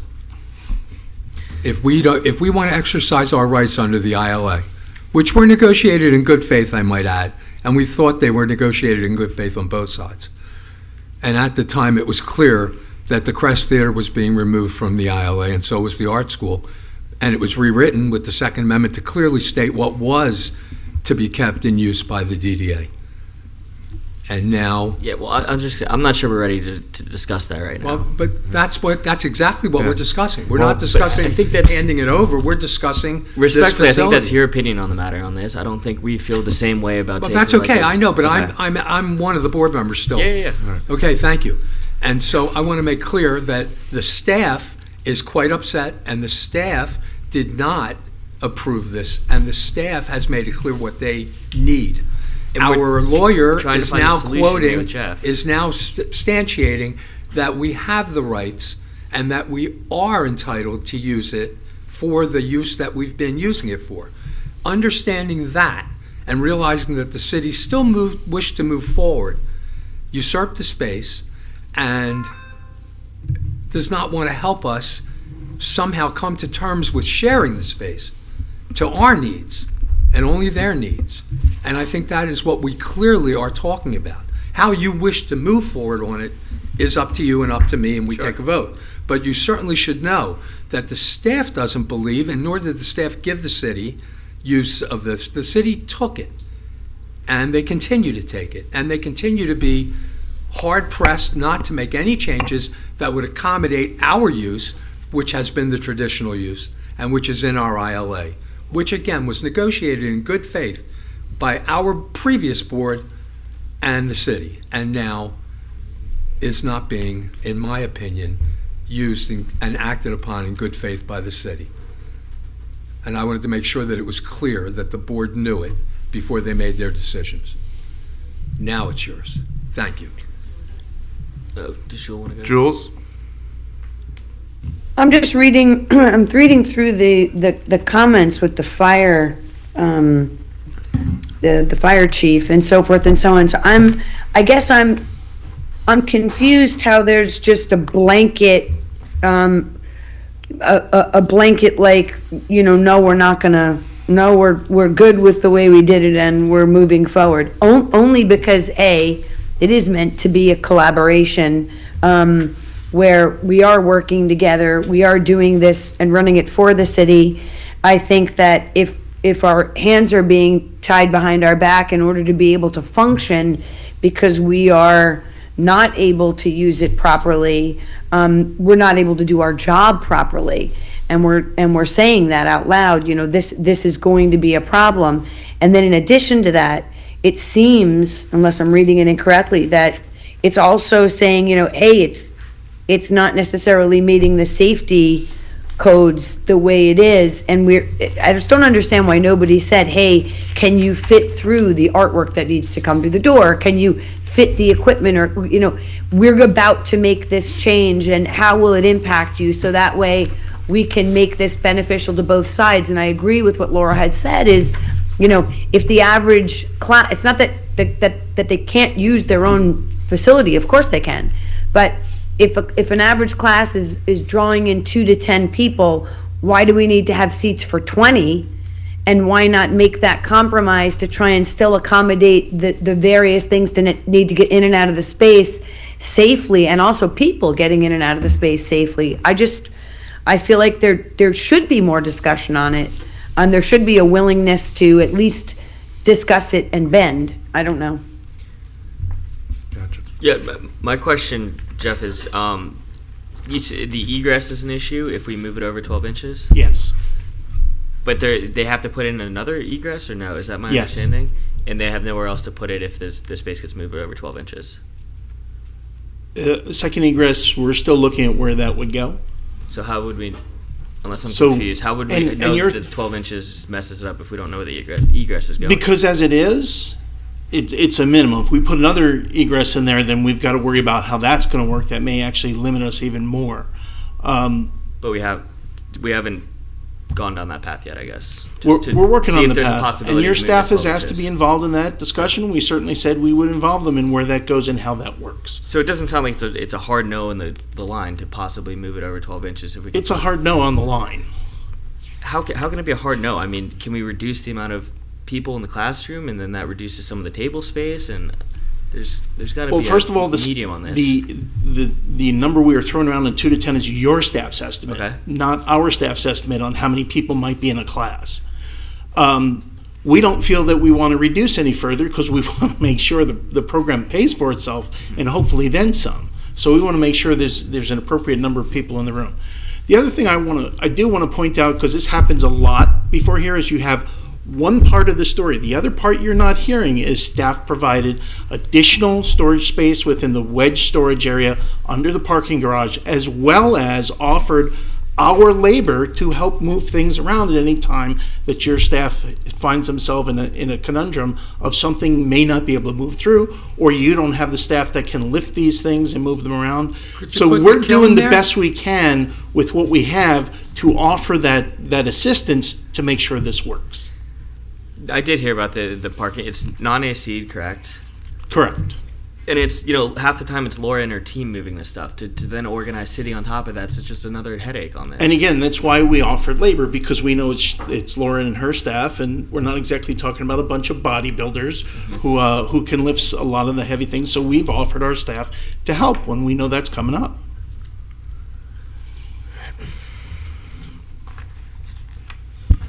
I think this is an easy way of saying that maybe the agreement with the city and the DDA, and that's not something they're going to look forward to doing when the contract's up. I think that's something to consider, because I didn't know ceramic was that cool until today. So if that's how it's, 12 inches, maybe just pushing you out. That's the only thing I can get out of it. Well, I just want to say this is not, again, it's not about I appreciate that everyone's thinking that this is about us. We're just the ones here involved in this situation. This is a facility that's going to have a long-term use whoever's there. So having to make each place, whether it's the Crest Theater, the auditorium there, when that becomes, back online, what is that going to look like? I think, and then what they did at the Creative Arts School is beautiful. The Cornell Museum is functioning fantastic. The amphitheater needs work, and that's part of the amphitheater and that storage area too. So as we start to build that back up, I think whoever's operating this, whether it's, our organization, the city, or another organization that comes in to run this 6 acre campus, this is part of that, and maybe they'll make that decision, since it is a temporary classroom, that doesn't work for them. But I think so I just want to make it clear for the record that this is not a DDA thing. It's just we're here, right? We're the current people here. Yeah. So, and it is something for that long-term use for the functioning space of the center when it's full. That place was packed when the other organization was in here. They had a person in there doing facilities work, and there are 2 team members in there actually building sets, building and creating furniture, it was packed. One thing I'll mention, because we're just talking about it, we got the mayor here, we got our assistant manager, city manager here. I know that there's going to be a big capital improvement to do the arts, to do the Crest. Yeah, to do the crest, also to do the pottery we're talking about. Even the wall, the kiln, all that stuff. One thing I just throw out there is, we rent all of the equipment for every show that we do. How much do you think we've spent in equipment rentals over the? For the production? Yeah, we'll go 1 year and then we'll 100,000 at least each year. So we're $500,000 in, and we're just renting equipment. So maybe if we had our equipment and put some dollars into actually that amphitheater in a whole versus just the kiln. I'm just talking like bigger macro view as we're looking. The dollars aren't quite allocated yet. Something maybe you could look at, whether the DDA is running the venue or the city's running the venue or someone else is running the venue.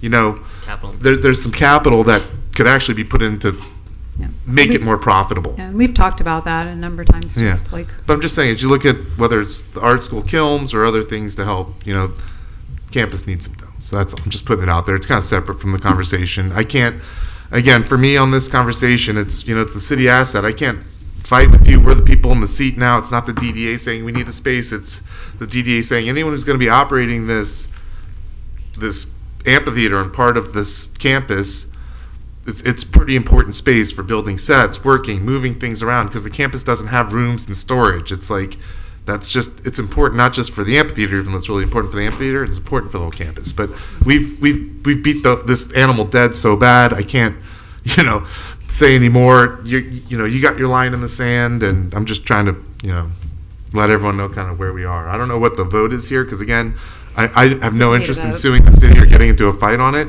So I'm just, you know, just keep it in mind, and you know, we've made as much noise about it as I think we can. Al, thank you for your clarifications on the history and the situation, but you know, that's where we are. But usually you wait till towards the end of a contract before you go and create chaos. Someone's normal way of doing things. Yeah. That's why I was saying 12 inches, really, but. Yeah, or wait a year and then you can do whatever the city wants, and maybe they can, you know, they'll reprogram the whole place out. I don't know. I haven't heard anybody ask me in Delray where they can do ceramics. I'm just saying. All right. Well, let's move on. Is this one? Are we all done here? Brian, you brought it up, so can we or should we discuss? We have a 6-month clause in the agreement. It's 180 days, right? That's the 6 months. Yeah. I think we need to have more of a plan, because we're stewards of this property, and it's not about throwing the keys at somebody, you know, it's really about just working to make sure that, because I imagine we're going to be heavily vested part of it, whether we've got the keys or someone else does, working with them, just because we know the campus so intimately, and because we've been programming it, we know the people, like, we're going to be a big part of whatever situation moves forward there, and I'd like to be. But I don't think we're going to be the main aspect of it. Even early on when we took it over, I said, hey, city, thank you for the opportunity. Thanks for the car keys, but we're going to need gas money. I said that really clearly. Like, we need gas money. And we were like, go, we'll give you the gas money. Like, get it up and going. And, you know, it's just we're running out of gas money. Can you ask Laura what her choice would be? No, I mean, I don't want to. I think we've said at our September 30th meeting that was part of our plan this year, is to start working with the city on what is the future of this campus for the long term, because 3 years goes fast, and it's been 3 years, and we've got a very strong team that's invested a lot of great energy that's happened here. We want to continue the momentum. We don't want to stop it. So we don't want to be responsible for stopping it. We want to be responsible for working collaboratively with the city to what the future of this campus is for our community. We've got a lot of, you know, we've gained a lot of momentum, and it's needed. And we had a really rough summer, so we don't want to go dark again and have any responsibility in that. I think from our perspective is, how do we make this better and be better? How about a workshop? City and DDA, can we do something like that? Yeah.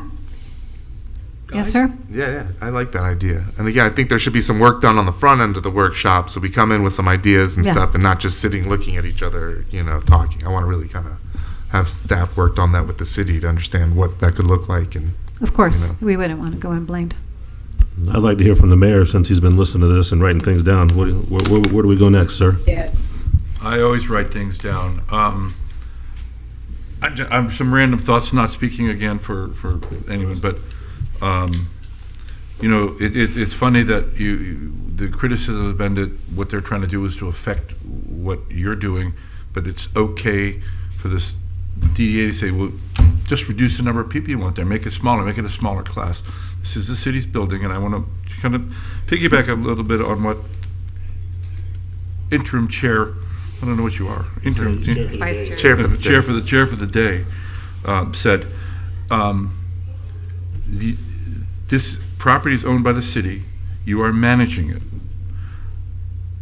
It's not like you're paying rent. There's a whole different sphere of property rights that are gone if you're actually paying rent. You are not paying rent. And if the landlord decides they want to do something, they have that right. We can argue that you're impairing our ability to do our not-for-profit work, but the reality is, it is, under the law, it is different. And I'll let the lawyers look it up I'm just commenting here. Correct that if it is mission critical and it impairs your ability to do something, then that's a factor. But whether or not that's controlling as to whether or not the city should be able to utilize its own building, which you are just managers of, is a different legal animal. And indeed, I think the executive director was correct that if this space is going to be something, as you extend the crest and as you extend these other things, it will be the city who decides that it's going to use that space for its building in the way that it chooses to use the space for its building. I understand that there's the issue whether or not the city should have come first. That's all water over the dam or under the bridge or wherever it's gone. But I think we should see how this plays out first before everyone is saying that the sky is falling, and let the city do what it wants to do with its building. If it doesn't affect you, then I think you need to come back and say, look, it's affecting our ability to do this, that, and the other thing. But just to presume that suddenly the city's lost its right to control its own property, which you're just the managers of, I don't know. I mean, we can all say, well, we have the right under the ILA. You're managers. And it's a very different property right. It's a very different, because you're not paying rent. And so I believe that the landlord has the ability to do it. Again, I'm just throwing out my thoughts. I'm not giving a legal analysis. I'm not rendering an opinion. I'm just saying that in property law, your rights are very different if you pay rent and you don't pay rent. And yes, you're expending money that the city gives you. And our own. Under the way your budget is going, the money that the city give you, I'm just saying, Old School Square is all city money. It's a different animal, is all I'm trying to say. And so to push the city to say, we don't want you to extend this class, which they've already advertised. They've already bought the equipment. They've already got all this stuff. To say suddenly, I just think that is, one needs to be mindful. I'm trying to be a very different person. One needs to be mindful about what that means when you say that. Well, I still think the ILA was negotiated in good faith. I'm still saying that you're managing a property that's owned by somebody else. I'm not sure that's how. That's all right. I'm Go ahead, Aaron. not an attorney, right? But we have an attorney. Yeah, Aaron, go ahead. Is it possible, Mayor, city manager, to wait till after season instead of just throwing this monkey wrench into us right now? Again, I've not been following that issue that closely. I read the emails like everybody else. We have not discussed it in front of the commission. I agree. It's your property, no problem. But at least give us the season. Everybody wants everybody to succeed. The city wants the DDA to succeed, and the DDA should be equally enthusiastic about the city's effort to create something new for the city, as you say, the ceramics things. They do seem to be successful. They do seem to make money, and it is another arts component to what we're trying to do with the crest.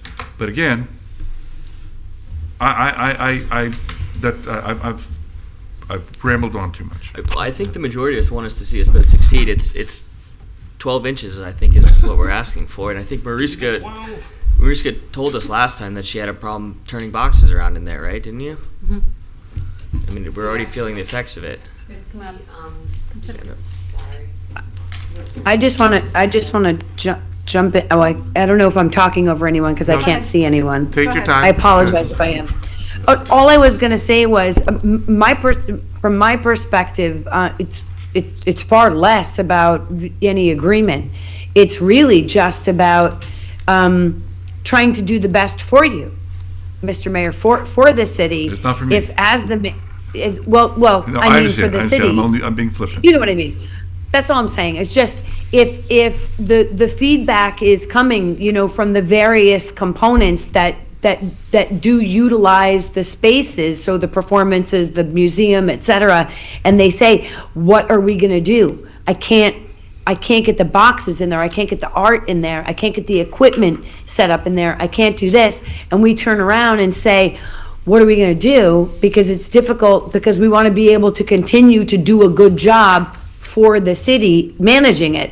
It's not about, we think it's ours or our right. And also the comment about the size of the classroom, it was only because I had spoken with Laura, and Laura had said we did a little bit of research on the existing classes within like a however many mile radius, and how many typical people show up for a pottery class, and it ranged between 2 and 10. So that wasn't like we were saying, you should only. I wasn't maintaining. I wasn't trying to make that point.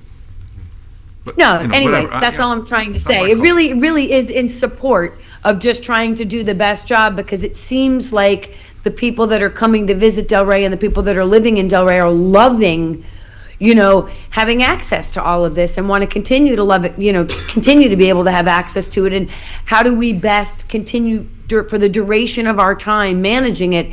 How are we able to do the best job that we can if now we have these limitations? And I do hear, when you say, we have, we're offering help to move things around and so forth and so on. But like Brian was saying earlier, it's a little bit difficult logistically to then call in all of that help and so forth. And it would have just been easier to say, hey, if this could be moved 12 inches over, you still have your functioning classroom, and you can make money and do that for the building that you own, and we can still get the things in and out and be able to get them set up for the things that we're managing for you. That was really my only input. Well, thank you, Jules. Well, do we want to hear from Marisa? I just wanted to say, when I spoke last time, was to let you all know that we had 2 deliveries that were made on crates that had to go into that space. So they would have to be brought in with a pallet jack, and a pallet jack cannot turn around in there to get it into our storage space, which is a climate-controlled space for the museum for storage. And these were smaller crates, and what we ended up doing, fortunately, the FedEx person that came to deliver, 2 different people, were able to take the boxes off the pallet, so they're stripping the pallet down so that they could just move the box with a hand truck and put it into the space. If they had to stay on the pallet, or if sometimes the crates are a crate with a pallet underneath it, and that's how it has to remain. And if they were bigger than what came, we would not have been able to have them anywhere. I don't know where we would have put them, because we could not have put them into that storage space.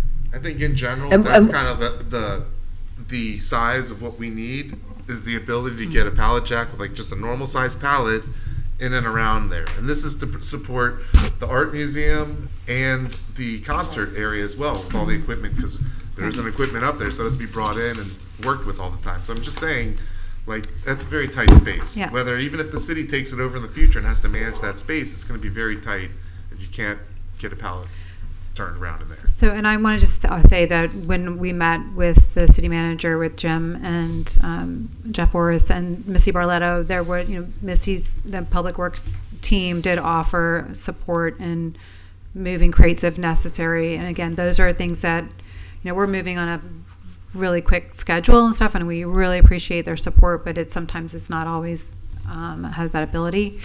The backstage area is also an opportunity to move things in and out of, but it does have it's full too. It's a fully packed space as well. So, And not air conditioned, climate controlled. One comment that you made was, I want you to know that back in 2012, we talked about doing an extension on the back of that area, and because it's designated historic, it was going to be very difficult to do any extensions of the exterior part of the building. I don't know whether that's still the case. Which building? Pavilion's not. Pavilion's not historic. That was built after 2000. I'm just saying what some of the issues that were raised a long time ago about making change. There's a group, a very important group that wants nothing ever done with that campus. So I'm just saying that I think that there are maybe ways to talk about, and especially if we're paying at $100,000 a year in rentals, there are ways to accommodate if more space is needed as a result of this. Let's figure out if that's a possibility to do. Again, I don't know. Again, I just know what I was told 100 years ago. So, just seems like 100 years ago. The age of the buildings, you know, like 1913 was the museum, 1925. I'm not disagreeing with anything you say. I'm just saying what I was told. Yeah. Because now maybe there just was no appetite to do it. Maybe there is an appetite now to do it. I don't know. Right. I think that we want certainly that the campus to be very successful. Right. But I also want the city to be able to do what it wants to do with its own things. And maybe the ceramic school will be successful. Maybe it'll end up something else. I don't know. But Well, I do think there's, and also the other part of the discussion was that we recommend is having some type of pod or storage facility outside. I think that's a real possibility. Because I had that same recommendation early on. When the gym is in rental and they're not using the tables or chairs that are in there, that they have to go somewhere. So they would go into the storage unit. It's hard to get them across the street into the parking garage. I recommended the pod a month ago when the issue was first raised. Oh, okay. I didn't hear that. So, but we brought that up. I went away and did, We'll continue the discussion. Apparently, of the But I city do think staff that- and I think ourselves, that we made it everyone really wants to clear. accommodate everyone else's success, is all I'm trying to say. And if the Yeah. fire guy says, we can't do it, then nobody's going to sit there and tell him he's wrong, because God forbid anything should happen, they're going to say, well, they told you. So you're in a tough spot when public safety comes to you, and I say that whether it's the police or fire, you can't do something to do it. Well, right, and that's what the concerns that we raised last time, is that we weren't, because there wasn't a pull down on our side. There were some things that we were concerned on the fire. So I think I'm happy that that has been happening. I'm just saying, I understand the need for the storage, and that's why I suggested why can't an attractive pot, I mean, they use it for, the Historic Society has essentially a pot in their backyard there for their stuff, and it looks okay. So. Okay. Moving on. Okay. To parking? Is there an action item Jeff. on this? No, we're not. It's not. It's more It says discussion. action next to it, Not but we'll action. just scratch that out. There's a lot of action. Yeah, a lot of action, couple items. I agree. So. Yeah. Can we go ahead and second the mayor's idea on the pod? Second? You said pod. Yeah, I'd like to explore the pod idea. Yeah. Cost on that. And He said he's going to get a pod. That It's on record. that was a discussion we had, and we'll continue to talk about it and figure out how it may work. I think you were there when I had my discussion about the pod. If it works, and we'll figure out how to make it happen. If it doesn't work, well, then we'll find something else. All right. Okay. Again, we just have. We could paint the commissioners on the side of it. It could be very, There you get go, a lot of yeah. support that can way. do that. I'm gonna leave that one alone. Yeah. All right. Thank you for all the help, Jeff. Appreciate it. Maybe You want to hang? You can hang out for parking if you want, Jeff. In case there's anything you want to say. All right, go high. We'll call you up if we need you. Laura, you want to give us some of the feedback? Yeah, sure.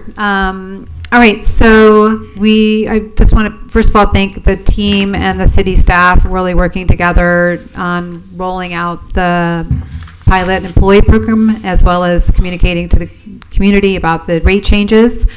And because I know Suzanne and Emily and the marketing team has been working really closely with Gina Carter and the entire city staff on that, and Missy's team as well. It's definitely been a lot coming out October 1. We're in the 20 days of parking right now. So really working to get our employees signed up. I did get a note from Missy just earlier that there's been 700 sign-ups for the employee parking pass, which is significant. That's still very small considering there's 6,000 employees or more in our town. So really continuing to we have to ramp up that communication, as well as all the signage and things have been changed as far as the lots are concerned, and at least the railroad lot, the Gladiola lot, the Veterans Park lot have all been changed. Bankers Row is not changed yet, from what I understand. So we have been getting a large number of feedback from the community, both from the employees, the business owners, as well as just people coming back downtown for the first time, coming back into town, seeing the changes, and having questions about it, wanting to understand more, feedback. So we have been sending them to the commission because they're making the decisions. But I did put back into your packets the recommendations that we provided to the city prior to making these changes. So I wanted to bring it back, as Brian likes to have parking on our agenda every month. But this is significant. It's a significant change as we go into season. We've been monitoring the lots and how they're just visually and working, and seeing how things are working for the constituents. So we are going to be, as Stephanie alluded to earlier, we are launching a survey to the businesses on the employee parking program, particularly because feedback is how that's going to drive that program, and we saw a lot of good feedback. Brian attended our merchant meeting that we had last week, and there was a lot of feedback on the process, how to apply, what to do, suggestions, so that we really want to garner all that feedback so we can share that if this parking program is going to be successful. It's going to be driven by feedback. But with that, I know that some of our board members had some feedback too. I didn't know if you wanted to. They are tomorrow night at the city commission meeting, is on the second reading for the final, to implement, obviously to formally approve the ordinance that changes the new fees and the rates and the times, as well as eliminating the parking management advisory board. So that is also on the docket. What are the questions that you're asking on the survey? We've outlined. Do we have the survey questions put together yet? Mm-hmm. Yeah, there's a lot. I mean, it's about just parking in general. It's about the parking permit. Do you have the questions? Because is it like we can send it to you? So it's not driven to say what you want the outcome to be. It should be legitimate questions, not just blah blah blah. So yeah, I think just in general, I think we're ranking. We'd like to see the questions before they go out in the big survey. Okay. And I also would like to work with the city, on the questions, because maybe there's some feedback or things that they want to hear or know about, as well. So I just want to probably make sure. the chamber. Yeah, so we're launching this right. week. So I will send them out to your downtown Delray emails, Mm-hmm. but I would need feedback like within the next 24 hours. All right. So. That sounds about like our normal time frames. Okay. So that's not fair, because now you're going to stir up crap like when we did the $4 on A1A and $3 on, or 4 on Atlantic and 3 on A1A. We stirred up this whole pot with questions that were designed to stir everybody up, and the outcome was everything that was stirred up didn't happen. The beach is still full. People are still parking on A1A or on Atlantic Avenue. So I don't think it's fair to go and put the city in that position of questions that are designed for you to get the result you want to publish. So that's not fair. Well, that's why I think part of it, our putting the survey out was for the employee parking program. Mm-hmm. So how is it working? How can we make it better? Yeah. The city has asked for feedback. Right, I know, but again, we're just working with the cities, so they should be part of the questions too, which if they Yeah. are, then we won't be in the same issue we were when we send Yeah, out the I'll send you questions guys on all the parking without survey. sharing it with the city. It's just communication. It's simple. Laura? Chair. Yes, yeah. Yeah. You said that you're working closely with the city and Missy, and did you get a chance to discuss? We sent a letter before they came to the table with their ideas, and we had different ideas, obviously, than they had. Have they discussed any possibility of altering the numbers and the manner in which they're going to implement? We didn't have that. I didn't ask that question of the So we're city just staff. talking. Yeah. So no, because it was already presented and it's going is presented. So and it's moving. going forward, it's exactly the same way as they presented it the first time? Oh, yeah. Okay. Yeah. All right. Right, it was approved through the city commission, and now it's going into formal ordinance approval. So Just as an aside, for clarification, it was adopted as a pilot program. The employee Right. parking program. For the employee portion. No, but all the Employee portion rate was a pilot- changes, was a the pilot program, fees for the correct. garages, Yeah, I the just want fees to for make the, sure that, right. because we talked about Right. a lot of it. I think it's a good, the thing is, it addresses all the same things that we address, but differently. And we're going to have the questions, and when the survey comes back, if there's any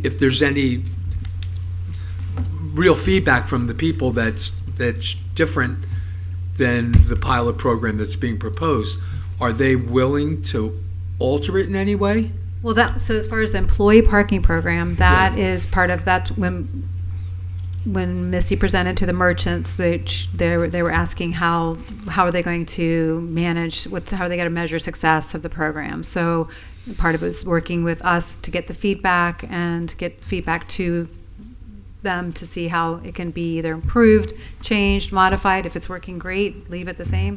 Just they'll need not just measuring it by the number of permits that are being sold, actually measuring the actual. But they're not use. looking to alter any of the numbers or free time or. That's different than the employee parking program. So that the fee changes in the garages and the fee changes in the lots are something else that was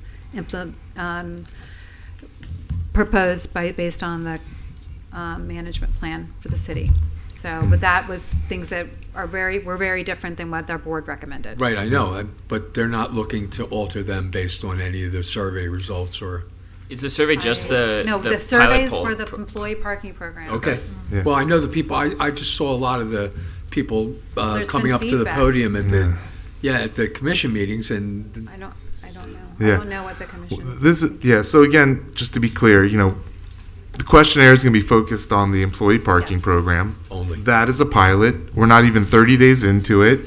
We've got 700 people signed up. You said there's 6,000 employees. I don't know if every employee's driving. So over 10% within less than a month's pretty good if you're counting every single employee in Delray, knowing that not everyone necessarily drives. But again, I'm just saying that's like a positive start in general, I'd like to think. Also, I understand the resident parking passes, about 500 out of 67,000 people in the city of Delray. I don't know how many are here. It's gone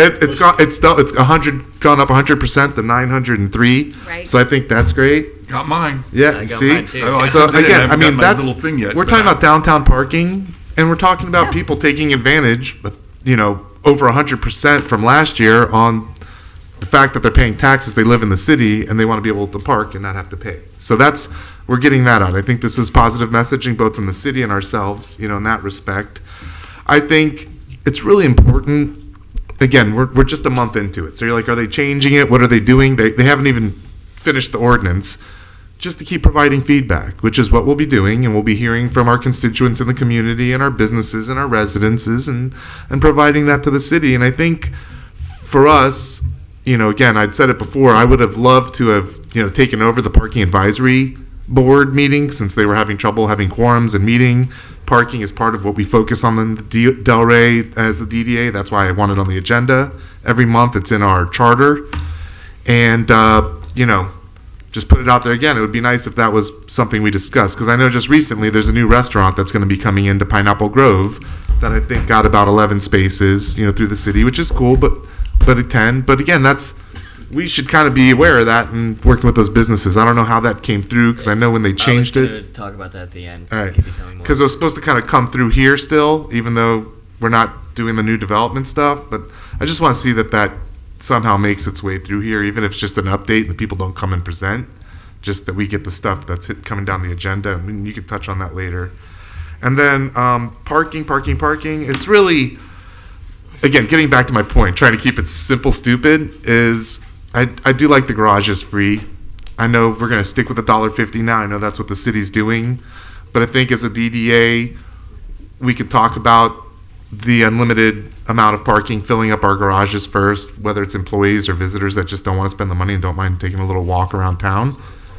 And then, the other thing is just the time limits in certain lots, even if it's a certain amount of spaces that can be unlimited. I mean, if they're paying, right? So the city's making their money. And, I still think the financial aspect will help with the turnover. So if we just kind of focus, instead of like, we had a bigger list of stuff, and maybe if the board can agree that, hey, these are 2 things that we know the city's moving forward with, but hey, just keep them in the back of your mind. These might help a lot, and based on what we're hearing, just kind of keep it going. Can we write a letter? If the board wants to, we can do it. And again, we can also show up at the commission meeting and just mention it, Well, ourselves. can we write our old letter and maybe send another? What a good idea. And again, this is just, suggestions. Keep in mind, we know it's moving forward. It's not that they have to change it tomorrow, but it's just, this is the feedback we're getting, and we think it'll make a real difference with a lot of people in the community if we had these couple pressure release. Those were comments that were brought up at the commission meeting last week. Some of those I think so comments. too, because I watched the meetings. Good. Anyone else on parking? They're certainly sending emails. Parking's hot. I mean, I'm sure you're getting it, like parking's important in Delray. And again, I think it's a great opportunity for the city to So update. you said the it's management. Rosen R, is that what it is? Yeah, exactly. Just forward them all. I get them, they all come, yeah. You can, you want to forward them, you forward them. I'm happy to get them. But again, that's anyone else on parking. I think that's kind of where we are. It's early on in the process. We're working with the city. There's going to be a lot of feedback. We want to maybe try to, again, provide some of these opportunities so people can come to the city and be like, oh, you can go to the garage and not pay. It's, it Does Jules have serves any? everyone. I don't want to forget about Jules. Yeah, go ahead, Jules. Do you have anything on parking? Or Aaron. No, I mean, I'm listening to everything. I agree with Brian. I'm on the same page as you. I don't really have anything to add. So consenting. I'm a firm believer. I'm a fan of the garage being free. I'm a fan of the behind the pinball museum that being metered, so we can get more turnover for more customers for the businesses, right? I think the survey, we're only a month into it. I think we should wait a couple months on posting a survey to see how things, how they get figured out, because it is brand new. It is early. And 750, I mean, I didn't think they'd ever get 20, but that's 750's. I'm not a fan of the employee parking pan, but I mean, if that's something the city has to do or we have to do, I mean, I think the survey is really quick for 30 days. Yeah. And one thing I wanted to do, just talking about the parking, because we were talking about the onus on the businesses every month having to now submit the employees to the city. I'm telling you, I really like to explore the DDA working with our staff to develop an app, again, through Replit, really easy, where there's an Excel sheet of the employees, and then it's set on an email to go off, like, every employer gets a notice on whatever day the app sends the Excel sheet, they look at it, they approve it, if they have to add anyone, they add it, and they hit send, and it's done. So they're not having, just make it almost like automatic for them. If there's some way to help automate it as a DDA to provide that value to our employees spending $100 to develop an app, I think it would go very far. So I think it'd be less. I think we do it for free, to tell you the truth, but it's just something I think that could really help the businesses and make it really easy if it's almost like automated. And then we could do it in a way that we help manage it, because it's on an app that we support, so we can manage all the employees and see all the employees that the city has. And we kind of keep our finger on that pulse, Laura, no disrespect to Brian, but that's a horrible idea to monitor. Okay, scratching. I know. It's fine. I'm just trying to figure out a way to add value to businesses to make it easier. If he wants to get that email and manage it, we have the highest. Everything's easy in Brian's world. This is the highest. We have the highest turnover businesses in the world. So I don't agree with that at all, and I still got a lot of love for you. That's why I sat next to you. He gets a hammer. Yeah, and like I said, just to finish what I was saying, I think it's too early for the survey. I would definitely shoot down Brian's idea 3 times. And the parking board, I agree with him 100%. I mean, I love the parking board. I mean, to me, it's a benefit to the community and the businesses. And they don't have meetings. They're not being able to fulfill their benefit, what their job is to the city and for the businesses. So I'm 100% agreement on him as far as bringing the parking board to the DDA. And that's one less meeting you got to go to. Yeah, because Laura was, as a director, had to go to every one of the parking board meetings anyways. So again, I just think it's a nice way to track stuff, and it kind of makes sense. But So is that something that you want at tomorrow's meeting? Present at public comments or at part we of the can second mention it. reading? I don't think, again, the city's going to change it right away, but it's something we can offer, Well, I mean, you are a recommending body, so I think Yeah. it would be important if you have. Is there continue to have- consensus if you on, would- from especially the if we want to board? be the parking board. To be the take over the Yeah, possible parking management You weren't at board? the So you commission said- meeting, but I went to the podium and brought that up. Yes, so the garages, I'm just reiterating what Yeah, you yeah. said, that the garage is free and parking lots with no limits. right? Yeah, or at least certain areas in the parking lots at a minimum. Because there's Yeah. technically no long-term parking. Right, in the now, city, Right, yeah. so, and that can be for people that are coming for multiple things to do in a downtown. Right. There's not just one thing. It's not going to CVS, getting your stuff and leaving. Yeah. You're here for a longer time. And then the parking board to have the DDA assume that role? Yes. Okay. Please. Mr. Mayor? So it's basically what Mr. you're, Mayor, I'll bring the please. letter back. Yes. I'm just saying, the issue with the parking board was twofold. First, they had problems getting quorums, so meetings would not be, I'm not saying you would have that same problem. No, I'm just saying there was a little bit of both. Either there was nothing to be on the agenda, or Right. there was no. Right, and Yeah, so they've got there 6 was months an without an inconsistency, agenda. there wasn't a consistent use of the board the way it probably, so that Right, people would we've regularly been months understand without a meeting. that Tuesday night or whatever night they had to go. And secondly, it was the timing of some of the applications, because they would be, and because of that, when there would be nothing, then someone would not, the presentation they would make to the city commission and or one of the planning and zoning boards was held back because they hadn't gone to the parking board yet. So I'm sure if there is some vehicle that is created, which is going to have great flexibility to make sure that the meetings could take place to keep everything on a timeline, I think the resistance would have been less. Well, so that's, I think one of the recommendations early on, just years ago, was to eliminate that stop, and because it came to us as well. Yeah. So to eliminate, since only time that it's even being seen in any kind of Yeah, parking no, I'm is just through saying, the but DDA. that was the thinking behind it, because Sure. it was slowing up applications. Of So course, if yeah. you're not slowing up applications, Every second Monday. whatever it was, people would say, but they couldn't get in front of the commission because the parking management board had heard, and they would lose a month. That was not well received. And I'm not saying it was fault of anything. It was just that's because the parking board wouldn't have something on the agenda, and to get it on the agenda, they had to give them so much in advance, and so therefore they didn't have the stuff. So I think there's a solution out there, and you're getting to it. I think my only recommendation for the survey is let's wait till the employers have to do this renewal process before you send that out, because I think there's going to be feedback, on that. It's going to be tough. Nobody wants to. Yeah, I'll have time to get my my app No, up but I'm and talking running. about the renewal that they had to certify. All right. I don't know how to Thank go about you. it. That's not this for you there. I'm telling you, man. Good job. Nice. All right. All right. When are we on? We're still some more. We still Still some on more 5. guys. We're All right, 5D. 5D. That's for Downtown Jules. beautification and vision of downtown. Jules. Hi there, everyone. Okay, so this is like this is my my passion.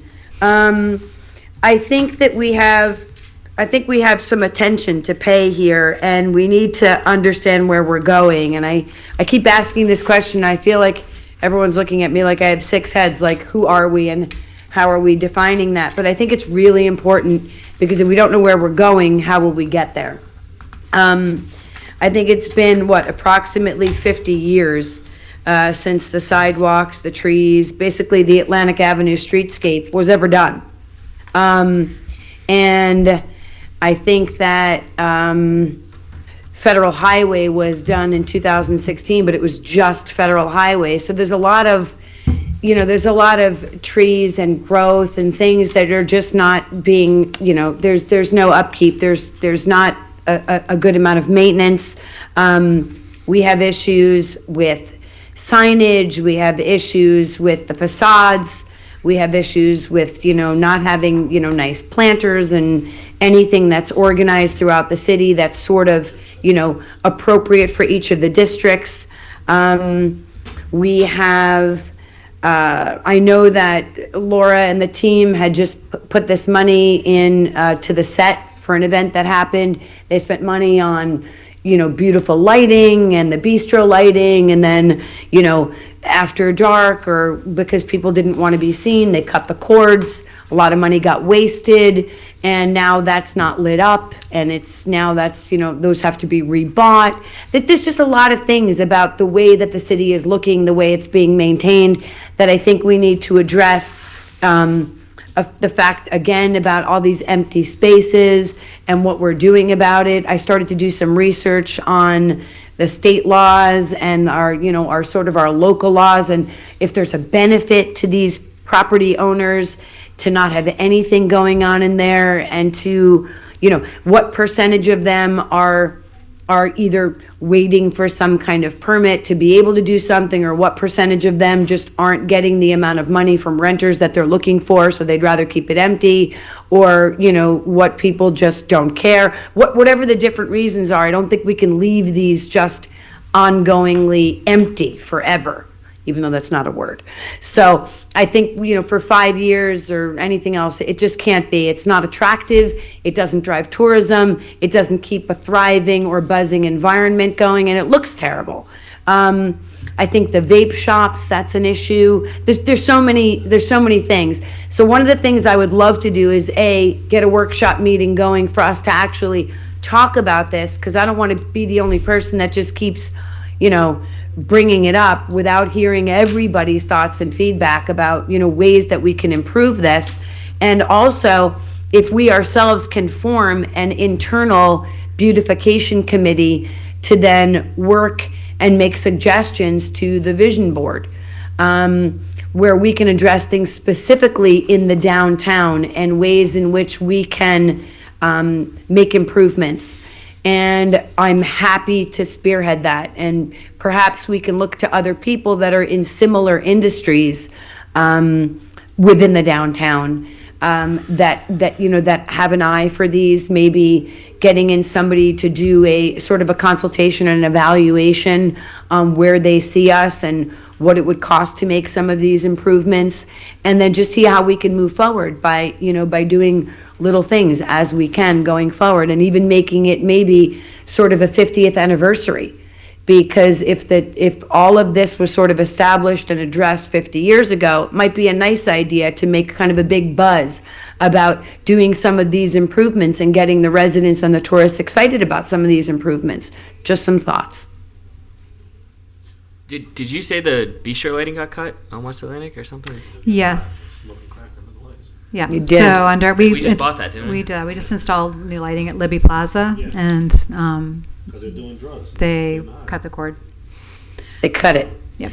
And so that they could either, do whatever they didn't want anybody to see them doing. Right. And that's a problem. Wait, I also want to mention, last week I was walking around and I ended up passing some stores. I met with some merchants.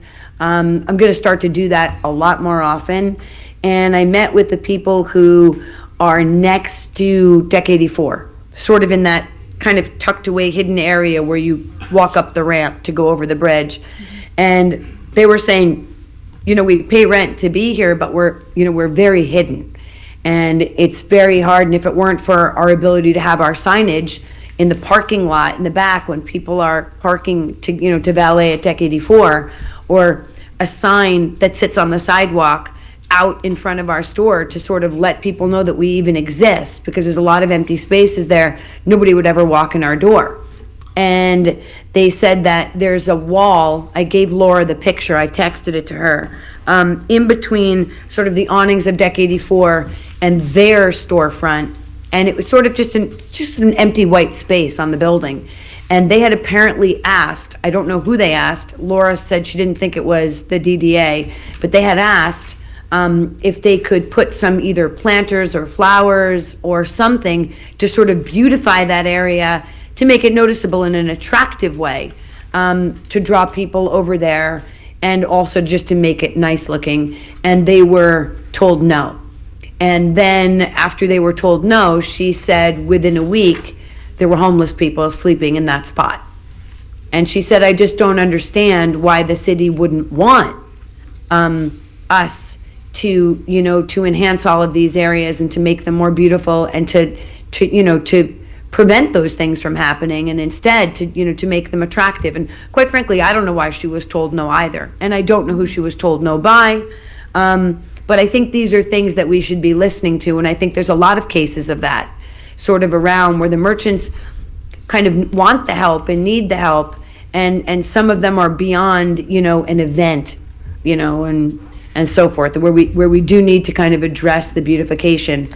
And I spoke with the people over at Blast from the Past, and one of the things that they had told me was that for the summer months, because of the inactivity and lack of events that are taking place, there's not a single person that walks into their store, and that they only get activity really when there's events happening and there's a bustle, and it's obviously the prime season area, and that's when they get their activity. And they said they're breaking even. They said they're basically not making any profit, and they begged us to do more that would draw more attention and more people so that they could see more activity. Now, obviously, there's probably other reasons for that, but it's interesting to get this feedback. One thing, again, just on that, I know that we got Suzanne Boyd, our marketing expert, on staff, and I know in the past we've done, things with our merchants where they can come in and, whether it's like, hey, this is how you leverage Facebook, or these are the new things, and make sure you're doing this, and set up your campaign like this, and maybe there's some stuff we can offer in the future to some of the businesses, because I know you're not busy enough doing things. But I mean, we do that all the time. I meet with businesses all the time and give them advice. But I think also just being involved, getting engaged, like coming to our merchant meetings. It's a really great time to see and hear about all the things that are happening. Yeah, and I think the point from Jules is that we have a growing, it's always evolving. Downtown's evolving, and I think the first part is we can't control rents. Rents are going to go up, and I think that was another one of the components from Blast from the Past, was the constant increase, and that they feel like we are making it so, or that the new property owners are making it so that the mom and pop shops that made Del Rey so special and unique and interesting are sort of slowly but surely being driven out, so that the chains can come in, because they're the only ones who can afford the rents. So whether it's the chain restaurants or it's the chain shops, and they said it's sad because the Del Rey was built on a lot of these unique mom and pop businesses, and how are they to survive in an environment where it's that costly? So that's where all these pieces come together. So I think that's the point with the beautification, to how the place looks and feels, and people want to come here over and over, to the accessibility, to navigating through the downtown. Right now, unfortunately, Blast from the Past is right across the street from a very major construction project, Atlantic Crossing. So that is already a little bit of a hazard, but it's components that feature that all of these things fit together. So I think setting time with the board to seriously talk about these, prioritizing what they are, setting a committee, I think those are all really important pieces, especially where we are as we evolve. We're in a big transition time, so I think it's going to be really important in the city setting their visioning as well. So I think for this, maybe setting a workshop too in the future, which I can pull the board for dates as we go into the next couple months. Gotcha. Then maybe, and we may have something like this, because I know we have like databases of all the businesses. We do. Mm-hmm. But maybe we can create like a mom and pops database specifically that we work with on the marketing, because I don't know what Blast from the Past is doing on their marketing efforts, or going on Facebook platforms that are into like vintage stuff or whatever it is. There's probably ways they can get more engagement than just counting on the stuff that we're doing to drive the traffic. Mm-hmm. And right. Again, it's evolved so fast over the last couple years, right. And how people are getting information and marketing, and I just think, again, we could hold a little class maybe for if it's a focus and we want to support these businesses, again, they got to come to our merchant meetings, but if we hold a class, a lot of people will show up, I believe, when we have folks like Suzanne and our other young they're lady running in their the marketing. stores. I think that's the other thing you have to remember, that's probably a one-person unit right there that's running everything. So it's the reality of the small business, and I think, for us, we're starting this block captain program. We're doing a lot of outreach right now. So that's how we're hearing a lot of these things, such as Summer's activity is, summer was horrible. We all know it. Summer was the worst. We're back in our seasonal time frame. So how are we going to pivot for this coming summer so that we can ease the pain? And, those are things that we're working on now. Shop Small, we're going right into season. So Shop Small is coming up, which is a hyper focus on the small business. And we are, we are still about 95% small businesses. So while it might look like they're big and bright and shiny out there, the new businesses that are coming in, I think it's still, the reality is there's very, very large number of small businesses, and that's when this is the time we show the love back to those small businesses as we go into November. Aaron, do you have your hand up? Yeah. Okay. You know just as well as I do, Delray's tourist driven. That's why every summer we say the same things and try to find other ways to get people here. And then also people that are going to open a business need to know the clientele and the location. Where their location's at, it's not a good spot. Then to go and want to change on your own I'm gonna put some signs up. Talk to code, figure out what you can do, before you even rent the spot. Everybody comes to Delray, they want to change Delray to fit their specific need as opposed to how we are. And that's the reality of how it all works out. Can we ask Jeff about the beautification? Jeff, do you want to speak about beautification at all? Trees and mulch and all that good I think stuff? in general, one thing I'll say as Jeff's walking up is it's actually a lot better than where it was when we first came on. Because I got to just say, Sammy Walthauer's not here anymore, and I really think he was dropping the ball on a lot of the stuff, and I've seen it get dramatically better. 100%. Just mentioning on with Jules, because we've been watching it, and it was a big thing when we all came on the board initially. It's like our downtown is looking not great. It's looking better. Can it be better? 100%. But Jeff, I think your team has been picking up some of the slack. Yeah, they're getting a little bit more into it, as Aaron knows. Also, we've gotten a contract to remove some of those palm trees that had no palms left. Yeah. And I know we'll be going through in some of those and paving over the grate because it's just not possible to keep a tree living in those spaces. Right. The staff has been working. We've also gotten some additional funding out of the CRA to do some more downtown. So we're certainly trying to keep our eyes on top of things and keep things as the best we can.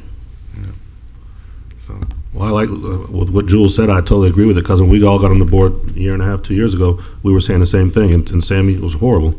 You got rid of the problem, things got better. But with a new set of eyes like Jules, she's going to stay on it, and I support her 100% because Atlantic Avenue, the beach and Atlantic Avenue is the only reason people are coming down here, and it's got to be awesome. Old School Square, Atlantic Avenue, the beach. That's what people want to see. Nobody cares about Target. Nobody cares about anything else. They care about this strip, and that's where the money comes from. I think it's a whole. Oh, I'm sorry. Go ahead. Go ahead, Jules. I think there's so many components that have to kind of go hand in hand. You have people that are coming here, and we need them to keep coming here, and we need them to spend money. And what they're going to be looking for is they're going to be looking for the people who consistently will have the money to spend, the people who are dining in the restaurants, and the people who are shopping in the stores. They're not going to want to see. They're not going to want to see empty spaces. They're not going to want to see where one side of the road, looks beautiful and up, and where there's upkeep, and then the other side of the road really doesn't. And they're not going to want to see, people throwing up at 2 o'clock in the morning because, we're just, where we have, people getting high on the corner and all kinds of things are happening, and there's not enough safety issue. There's so many things that go hand in hand. It's about making it beautiful. It's about keeping it safe.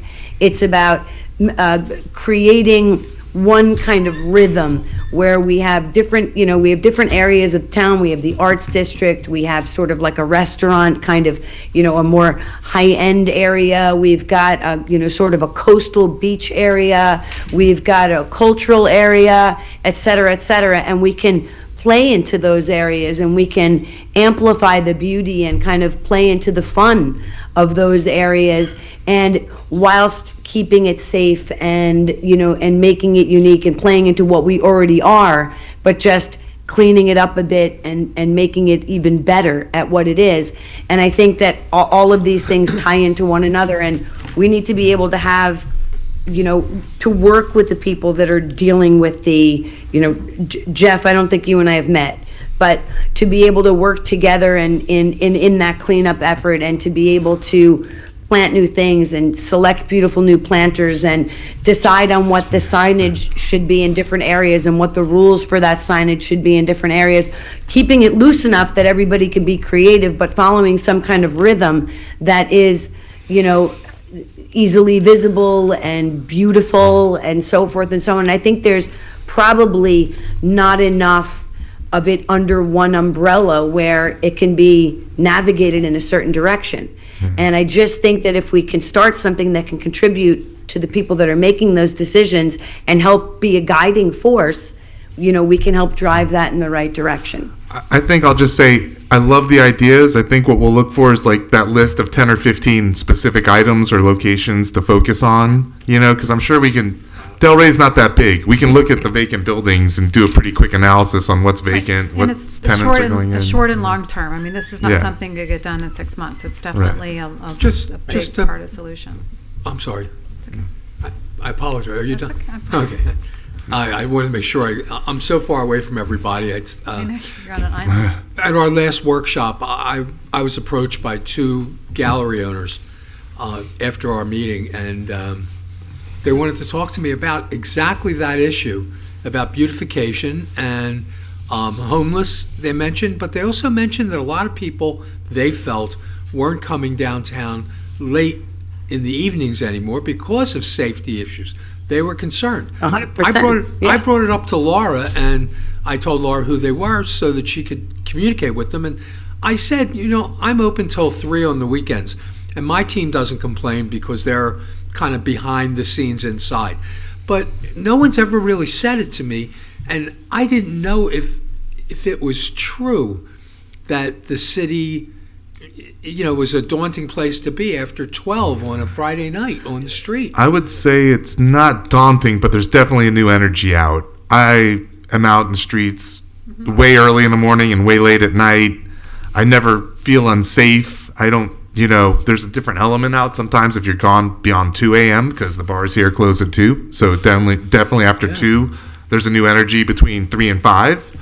And then there's that energy between 11 and 2, and it's a different energy. I wouldn't say it's a dangerous energy, but, it's a more lively energy, with like a younger population that's out, drinking and eating and bouncing around. But it's not different than it has been. It's just, I think there's more, because there's more choices. We're over 20 new restaurants in the past 5 years, additional on top of the 120 we had. Yeah. So there's more. So it's more activity. Again, I'm generally, I'll say, from Federal, to Swinton and a little bit west of there, going 3 or 4 blocks either way. I'm generally not going over the bridge. I know that's more your territory, after midnight. I don't have a reason to cross there necessarily. It's quiet. So I don't know what the scene's like. Yeah. Hey, Jules, can you hear me? Yes, I can hear you. So just give you some more regarding what you were talking about, because that was one of the first things that me and a couple others on the board brought up when we first got here. If it's clean, it's safe, you're productive. And on the city's defense, assistant city manager, he had his hands full with some people that was underneath them. They fixed that. So with the new code officer, she got things under control, got more of establishment done. City manager and then the rest of them have done their 1,000% better than it was before. So they're doing it. But they need you to follow. They need you to keep them on track. I the only thing that I'm love it if we could agree on is, do you guys agree that we should start a beautification committee? I'm happy to lead it. I care very much about it. I don't mind putting my energy to it, into it, and researching some things, and also, I welcome anyone else who joins me in this passion, and if nobody that we know does, I certainly can identify or point at people that have other businesses of a similar nature, that may be interested, that don't know that we're having these discussions. I'm interested in the beautification committee. Why don't we- I'd say use the Delray Beach app too. Jules, do you ever use the Delray Beach app? Well, she's thinking bigger things like sconces and lighting, and she's going back to site plans. There's a lot of things that are but bigger again, you can than take just pictures the of little broken pieces. sconces. Is this an action item? It's not. I mean, we can. I think if there's The discussion was consensus to from have the a board, workshop, right?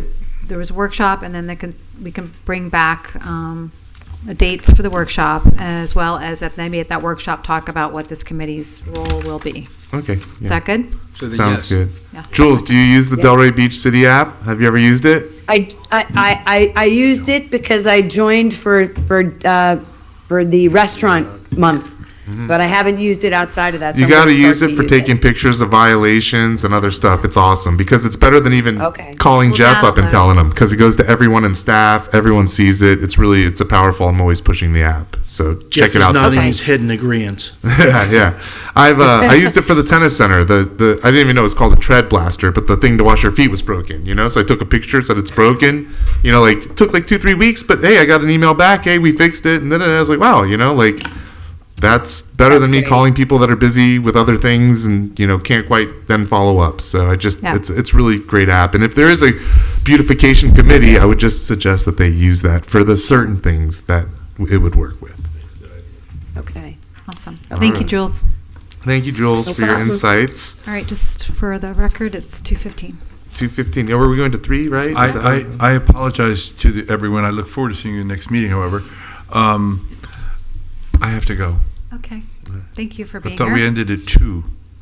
Is that what we- It's 3 traditionally. We 3? Typically, I'm sorry, We'll make I'll sure it on calendar the that next I time. try to keep it tight. But There's a lot of it's Are we getting the mayor's picture on our pictures Oh, no, I'm today? ex officio. You don't need my picture. Oh. Just go to any post office. Well, I've seen it. Yeah, I've seen it there. Yeah.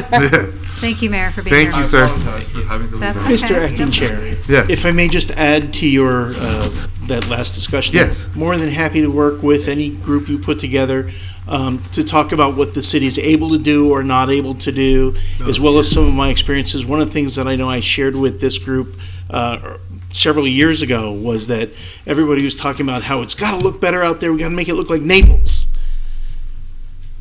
And right before I came here, I was working with the city of Naples. I was their executive director of their CRA, and they were saying exactly the same things about everybody else. It looks terrible down here. You got to work on something else. So I can bring a little bit of realism to the discussion as well about what is or isn't out there, and more than happy to share my expertise with. I think how Atlantic Avenue looks is one of the most important things that we can do. Yes. And one of the first things I did when I got elected, and they started making fun of me, calling it my stump speech, but I got them to take out all these stumps. Now, there's still a couple along the right of way that's not in the cities, but those apparently are going to be gone soon too because they're horrible. Yeah. No, there's on Atlantic Things Avenue, a and the giant stumps dead you see palm on the tree. road. Yeah. It just shows a lack of respect for everybody that has to go down there all the time. And I don't think it's that big a deal to move these things. I know it's expensive and there's different equipment, but I think it just projects the wrong image when you have stumps and trees that don't have branches. Yep. Okay. Thank you, All sir. right, thank you. Appreciate your time. And thank One you, of the things. If you want to sit down, Jeff, I think we're good. I don't want to make you have to stand here anymore. I appreciate all your insights It's not today. that bad. Go, Are we Jules. are we allowed to talk about this for a little longer? Just a little bit? What do you have? Do you have one? Yes. What are you thinking?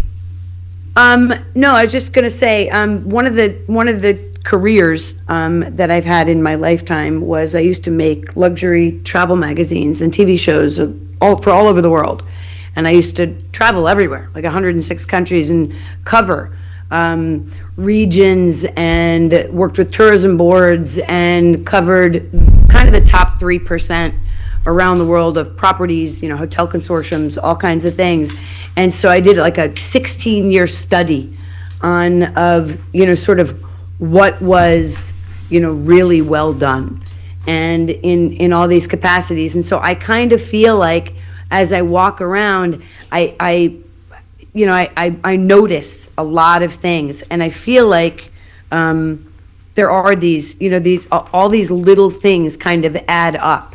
And so that's just one of the things. Maybe we can sit down and kind of, like you said, kind of make a list of the areas, and also kind of make a list of the items that kind of can set us apart. So I know that, what he had just said about Naples, but there's also a lot of other areas which put a lot of effort into making sure that their downtowns, follow a rhythm that, stays kind of in line. It allows a lot of freedoms, but it also follows a rhythm and just puts some parameters, on what they will, permit and what they won't permit, because it maintains that rhythm. And we have a lot of people that visit us all the time from up north and from Canada and from the west coast of the country and from Europe. And they'll come and they'll stay with me at my house, and they come into town, and it's very interesting to hear their feedback coming in for the first time. And now especially, we just had people with us for this past week, and for them to look and look at, Hyde Park and Gabriella's and, Le Colonial and that whole building, and now New Sunday Village and all these things. I said, God, these things that you're putting up now are so beautiful. And what's happening is, as these new beautiful things that are well thought out with their building facades and their awnings and their lighting and the color temperature of the lighting and the landscaping and all of these sort of, the streetscapes just by these, buildings kind of then amplify the areas that haven't had any kind of love in a while. And I think that's also probably adding to the dynamic back and forth between the two. Gotcha. Well, thank you. Awesome. All right, getting to the financials. We Thanks, ready? Jules. 5E, excuse me. Yes, moving on. So, all right, so we have in front of you the August financial summary for so I provided on the summary the comparison from July to August, so you have that, but we are just approving August's financials. So Cole's our new treasurer, so he's gotten really integrated into the financials. Did and everyone meet with Ricky or just myself? Just you. Oh, okay. So you'll maybe take over this role in the future. But so right now, just on the DDA income, our income from we did receive additional, when we forecast our budget in each year, we're forecasting on projections of the payments for the tax to come in. So we only forecast for 95% of that. However, we did actualize additional tax revenues for this current year. So we are looking at, we forecasted at $1,837,000. However, we've, as of our last payment, received $1,864,563. So right now we're in September, we're reconciling our final month of the year, our year-end budget. So all of those, that work is happening currently, which we'll bring to you at a future future meeting, as we also begin our annual audit. But for August, you'll see our income from the DDA, and additional our interest and our other revenues, which is our sponsorship and our vendor fees for our events. And then our expenses are outlined as noted through the marketing, our websites, we're rounding that project up, so that's taken on some additional revenues. Restaurant month, August payments are gearing up for the marketing for restaurant month in September. Those are also in the marketing realm as well. And we also had some marketing expenses around art and jazz that was in early September that ended up getting rescheduled for later this week. So we incurred expenses when we had to reschedule that due to the weather. FY page 3 of the DDA fiscal year. DB old school, it says expenses. It's just misspelled, just to catch Okay. it. It's on Okay. line 3. On Bottom. the Excel sheet. So Yeah, yeah, the so Excel I'm sheet, going through just at to the catch summary page. So just keeping it top level. So economic vitality, we're right on track. Placemaking as well. We are a little behind in some of the invoices for placemaking, so we're bringing those forward in September. Our grants are at $7,600. You had asked that earlier, Cole, what we had spent so far. So I do believe we have an additional one more payment due that will be applied into the next month's budget. So. So operational expenses, we're also on track, a little higher in some areas than others. There's some legal fees potentially, but I always like to throw that out there. Yeah. But we're, again, everything's, in order on as far as August, and then we obviously will round out our final months of invoices that'll come in September, bringing those final year numbers to you all. August OSS budget, you can see we have the revenues from our program income was up based on our July and August events, but we had the ticketed events that took place during that time, which brought our program income up to $316,460, which is really at the base of all of our program income. As of September, we didn't really have any. We had one ticketed event, and then just our normal Wellness Wednesdays, things that are happening through the museum. Our donations are up. Up a little bit in August. Obviously, Maurice will speak to that a little bit later. And our rental, we didn't have very many rentals, obviously, and in that time frame as well. But expenses, we're also on track as far as our operations and the marketing and the Cornell and our amphitheater events. Again, those are a lot of expenses around those ticketed events and the free concerts and our Jimmy Buffett, our Party in Paradise, and we had a fitness activation as well. And then on our grounds, we continue to use our time with the facilities to find enhancements within the space. Whether we spent a lot of time doing some improvements in the gym with some door handles, the kitchen painting, just some areas internally to enhance that space.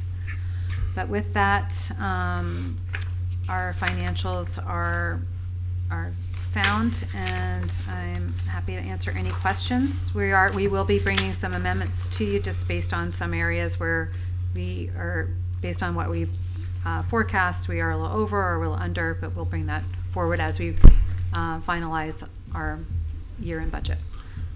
Quick question. Libby West Plaza activation new, $20,000. What's that one? That was going back to placemaking, clean and safe. That's been in there for this year, so that's where we put that money aside for any activations that we did. So around the sound, if we didn't actualize that, so that $20,000 will look to carry forward into this current year. Yeah. So we have the lighting that because it starts new in November, right? No, October 1. Oh, so this is August's financial. Oh, gotcha. Right. August, yeah. And did we use any of that $20,000 for the lighting or for any of the stuff? Or? Just for the lighting, but not. That was forecasted. We thought we would do some more of their mural activations. So what we've realized is the sounds of the set, which is what we started this first fiscal year. Yeah. Is how we're going to be moving forward with that, and also additionally, if we do any activations, meaning amenities that we'll put in there, that will be more constant. Again, I'd love to, when Cynthia and other folks are here, from the set, I'd love to say, hey, here's $20,000. Like, what stuff do you want to see us do over there? That's how That's how we sound. That's how the sounds of the set came about. Right. We worked with the coalition. That's why we didn't. It took a little longer for us to actually implement something because we were working with the community to build good. Stuff. Again, I just say, hey, we're going to help you out the 12 days of Christmas, but you do let us know some stuff you want to see because we have some funds that we want to deploy. And Anthony, and I'm not sure why he wasn't here today, but we had a long conversation on he's Friday. He knows. About he's there, a lot runs a of things business. that he's bringing that is coming to him through the community. Yeah. So that's how we'll leverage that. That'd be awesome. Anyways, hey, I just saw $20,000 we didn't spend in an area we want to focus on. I want to make sure that they know that we've got that money for them. It's important. So.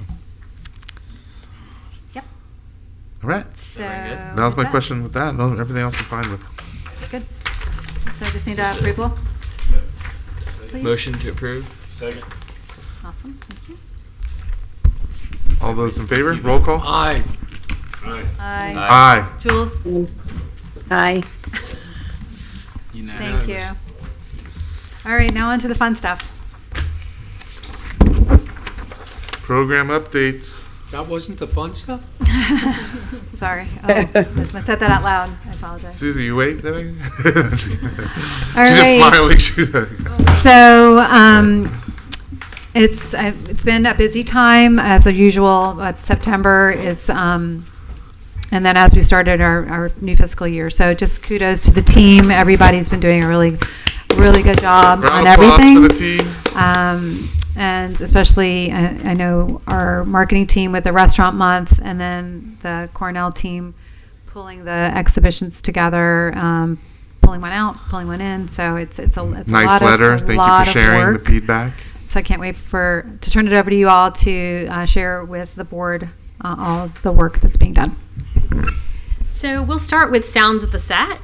So this was our inaugural Sounds of the Set. It is a program that we are partnering with the Set Coalition on to really activate not only Libby Wesley Plaza, but also Southwest Fifth Avenue and the Hive, and really kind of getting the community involved and letting people stroll up and down Southwest Fifth. So we had live music. JM and the Suites was at the amphitheater, and then we had tables and chairs and umbrellas set up inside the plaza. It was really, really great, a great inaugural event. We're going to be doing it once every couple of months. So the next one's going to be on December 11th.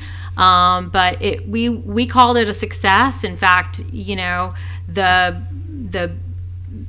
police on the scene were saying how nice it was and how it just seemed to really work well in the community. So we had about 200 people throughout the night, but I think it will grow as we continue to market it and make sure that people know that we're doing this on a bi-monthly basis. Yeah, it was a great community vibe. There was a lot of people out there with us just enjoying. It was a beautiful night, and it was meant to be really a community style event, more of a passive event, something that's not going to require a street closure, and meant to and there's a lot of these pop-up activations that and event styles that communities have are really, it's about awareness, you know, bringing people to the community that live in the community, or just visiting with people that would come to some of our events in other locations that haven't been there before and really loved the vibe and love exploring the new neighborhood.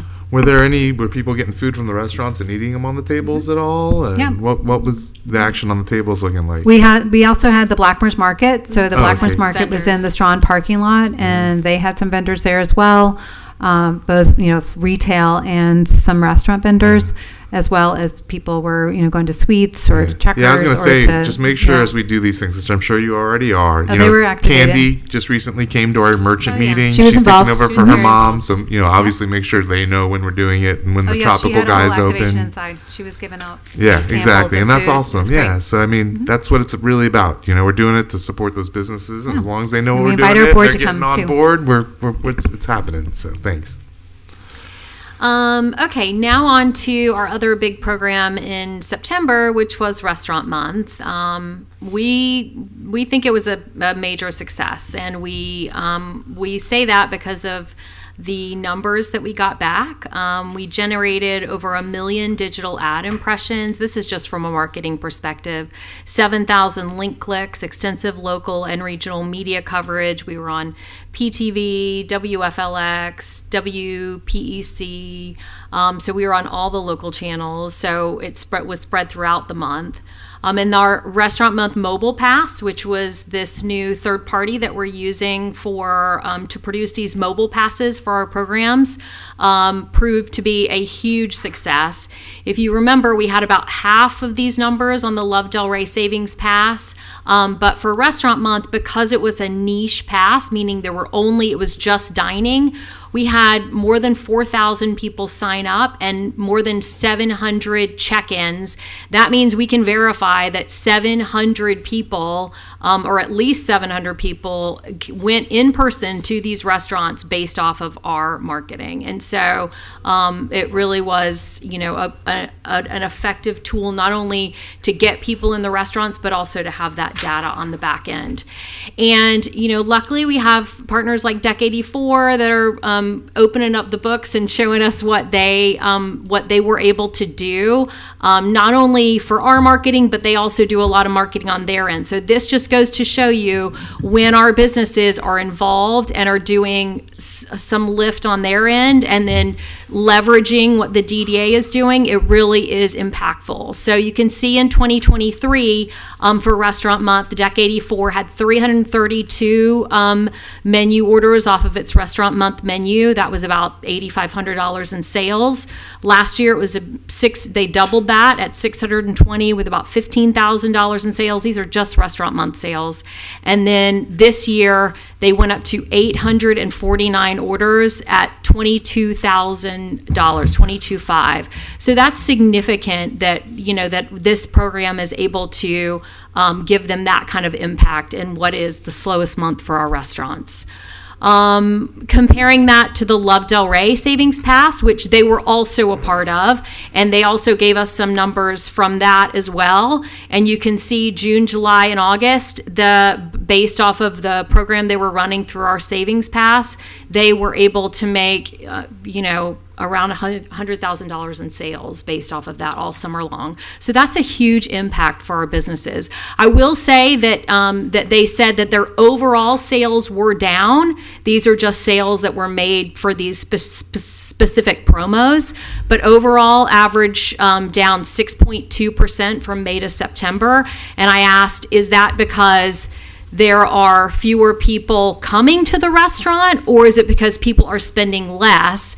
And they sent me those numbers as well, saying actually fewer people came to the restaurant, about 1,000 to 1,500 people fewer compared to 2024. June wasn't down as much, only about 100 people less, but it is proof that fewer people were coming to downtown this summer.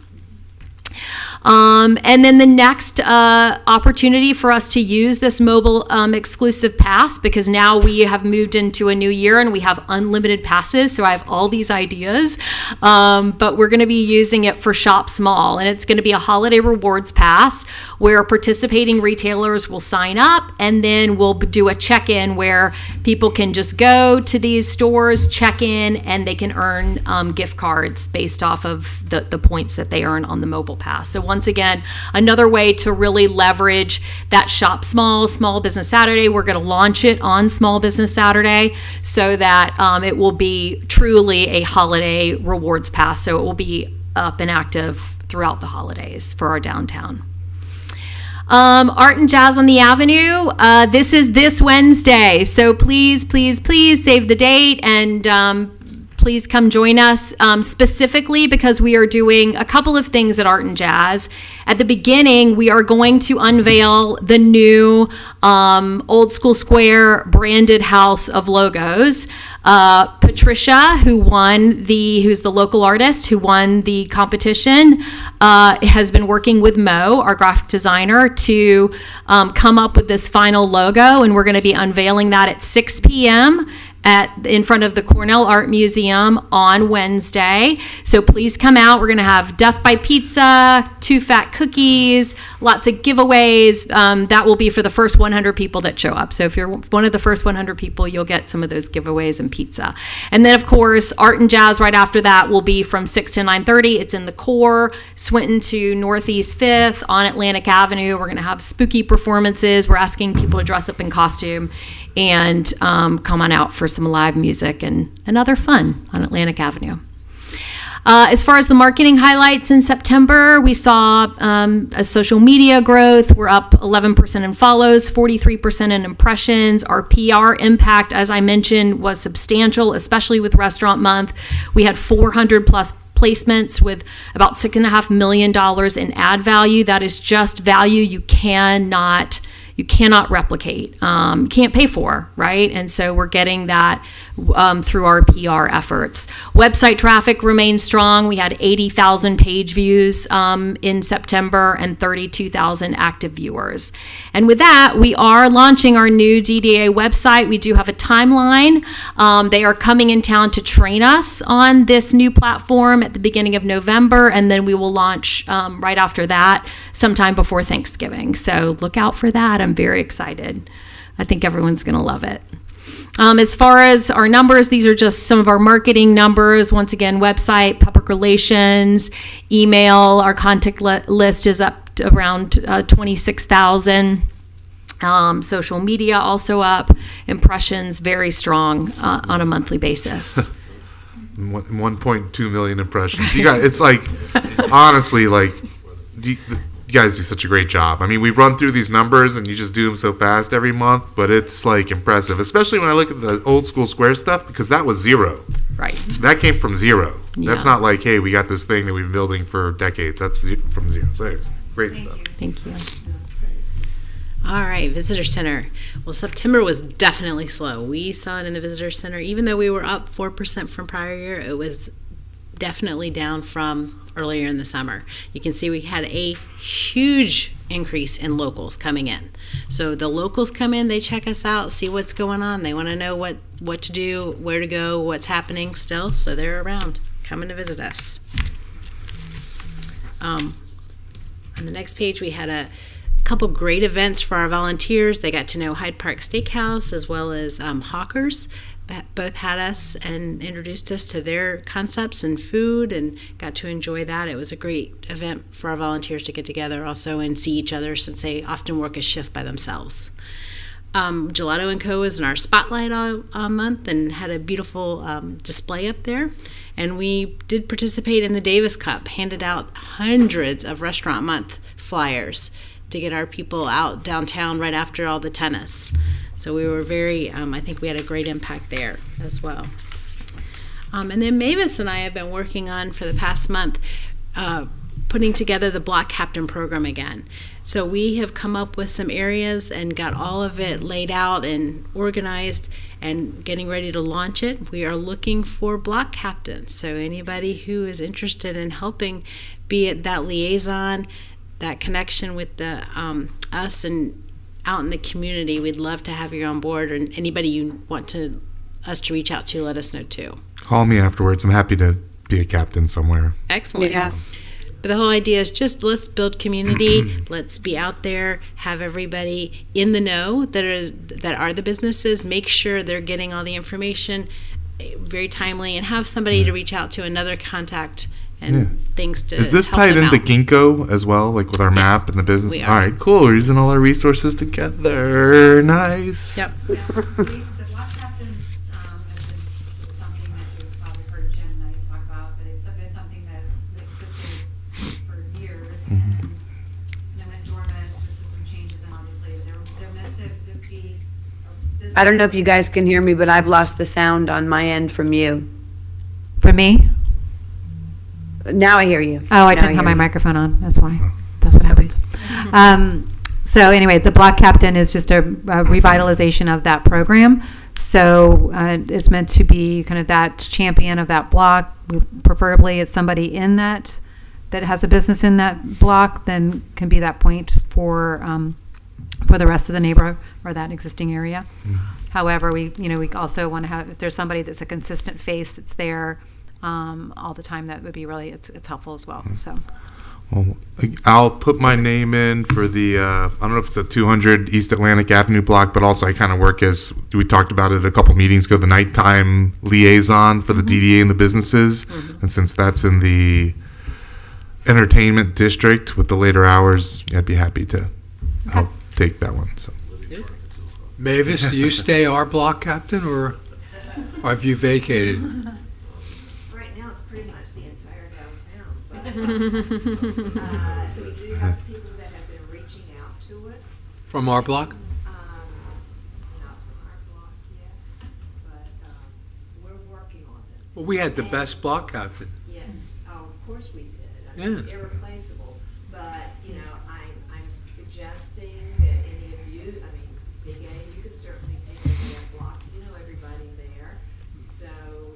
I can't hear anyone anymore. Yeah, you got to Yeah. the microphone. Mavis used to be our block captain. She was the best. No, I'm just saying that, and Brian, I really appreciate your offer. And we have had, I'm happy to say, several people from the merchant meeting after we did the presentation have reached out. So I'm meeting with them. But saying also, Cole, your office area, you might look at being out there among your neighbors as well. Big A, you may. The pressure. So I mean, it's really, and I tell them it doesn't take a lot of time, but it's really worthwhile, the connection that you have, and I think it pulls us together as a community when we have this program back in place. It is an old practice, and so just, if not you may speak with somebody else. Nico, you may, Yeah, he could be interested. encourage. Yep. So great. All right. Thanks. Thank you. Yeah, exactly. He's got a little baby. He's the captain. All right. Yeah. Just quickly, this is a look at our monthly ambassador interactions and assists, and as well as just a reminder that we also contract with the beach keepers for litter pickup in our downtown, or the areas on just outside of where the city picks up. Coming up in downtown, as I mentioned, art and jazz. Did I mention art and jazz this Wednesday? Art and jazz. And then this Saturday, downtown turns into Halloween town. We have the witches ride starting at 8:30 in the morning down Atlantic. They end up at Old School Square. Then trick-or-treating at our downtown businesses. We tell everyone to have about 1,000 pieces of candy ready to go. Then the Halloween parade, which starts at Big Al's and heads down to Old School Square. And then Kids Fest at Old School Square. So those are the big events coming up this month in downtown. Maruska. Hi, everyone. I just wanted to lead with the breaking news. But although this was October, we had 2 openings this week. We had a VIP on the 16th. We had about 75 people for that. And then also had the general opening on the 18th. Thank you, Quentin, for coming. Appreciate having you there. So it was great. And we did have a couple of ladies came from the Creative Arts School, which was lovely to see them as well. So we appreciate that. We had Dorothy Gillespie, Color in Motion. The person we're working with is Gary Israel, who is the son of Dorothy Gillespie and runs the foundation. Foundation is set up to support young emerging artists. So it's a like-minded organization for us, and he did send us a letter, and I'll read it quickly, just want to read it into the record. For the past year, Maruska and I have worked together to present Delray Beach art community with the most representative works of Dorothy Gillespie. This culminated with the art exhibition Color in Motion. Working with the staff at the Cornell Art Museum under Maruska's leadership has been so easy and collaborative. From picking up the art to hanging it, the Dorothy M. Gillespie Foundation could not be more pleased. We greatly appreciate all the public relations work done to help people know about Dorothy Gillespie and the exhibition. VIP reception on Thursday evening, the Saturday night's official opening were great. We have been fielding positive comments and emails ever since. And my comment on that is, I did include that for you all. It's an honor to share work like Dorothy Gillespie's. It's a lifetime of work that she created, 7 decades. But it really, it feeds into our mission as stewards of the museum. This exhibition, actually 2 exhibitions, aligned with our mission to bring world-class art to the community, inspire emerging artists like Crystal Backus, who was another artist that was featured, and then also to foster education. This is what we're supposed to be doing as a museum. Just a mission for that. And this night, or these 2 events, really ticked a lot of boxes for us, and I want us to know that we're doing what we're supposed to be doing as a museum going forward. So this is one of the emails I put on there. I didn't put the other one on. I already read through it, so that was great. And then we had on First Friday Art Walk, we had an empty museum because we had cleaned everything out. We had repaired the walls, and we were going to have live painting going on outside, do music outside, and activate the front because we didn't want to be closed for First Friday Art Walk. And then we had torrential rains, so we moved everybody inside. And we have to be able to pivot like that. We have to be able to do that. So it offered these Art Connect artists an opportunity to be inside the museum, do some live painting. Normally we don't allow that with with art on the walls, but we could do it this time. So great reception from them. Many of them are Delray artists. We still had 145 people, even though it was pouring. We had a busy night. Overall attendance is down for September. It's under 1,000, which we've not really seen in a while. So it was a little bit daunting, but our donations were still $1,500. Museum store, we still had good sales. And then even since this exhibition opened, we've had some significant sales. We're selling Dorothy Gillespie books, and the night of the opening, we sold a $500 work of art from Crystal Backus, which was unexpected. At the end of the night, we had this beautiful sale, so it was such a great ending to the week. So good things happening.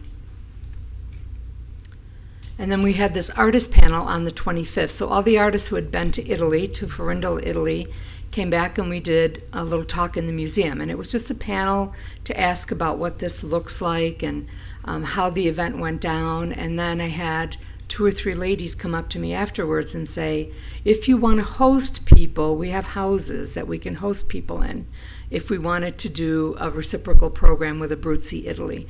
So this is kind of something we're talking about, and nothing planned yet, but it's wonderful to know that there are people in the community who want to support the museum and want to support artists that we can bring in. So that would be a fun thing to do.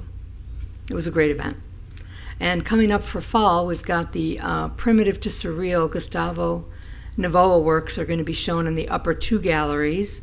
We are keeping the icons in one gallery. We have Crystal Backus upstairs, and then on the lower level we have all of the Dorothy Gillespie works. Please come and see it. That's really great.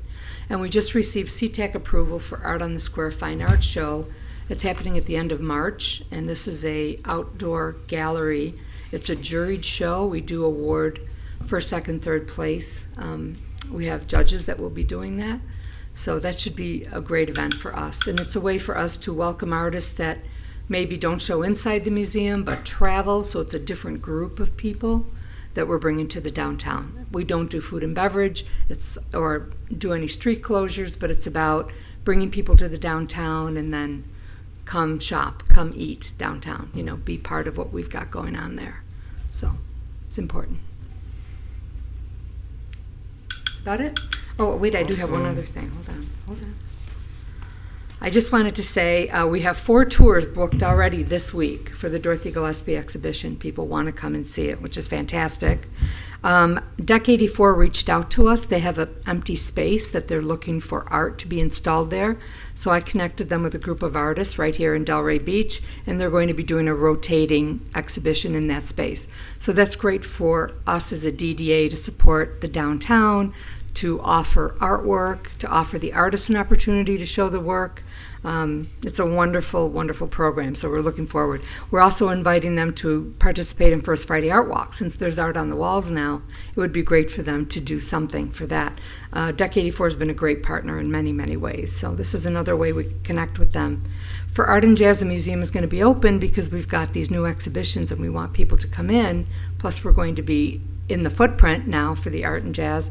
We'll have some live art happening out front. We have some other fun things planned out front. And in terms of number of people that came to the opening, we had over 300 the night of the general opening. So that's it. Yeah. Mariska?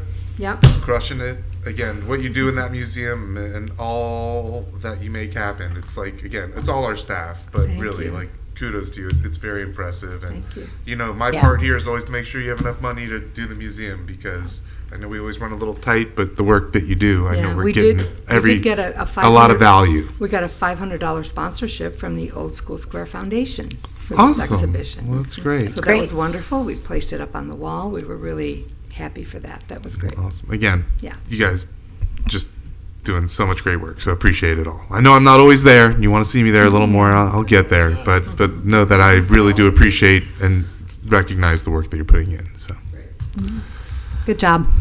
great job. All right. It's, Well, I'm trying to takes keep a it. We lot have of team. 7 minutes, guys. You So know, I think we're quickly- getting down. Yeah.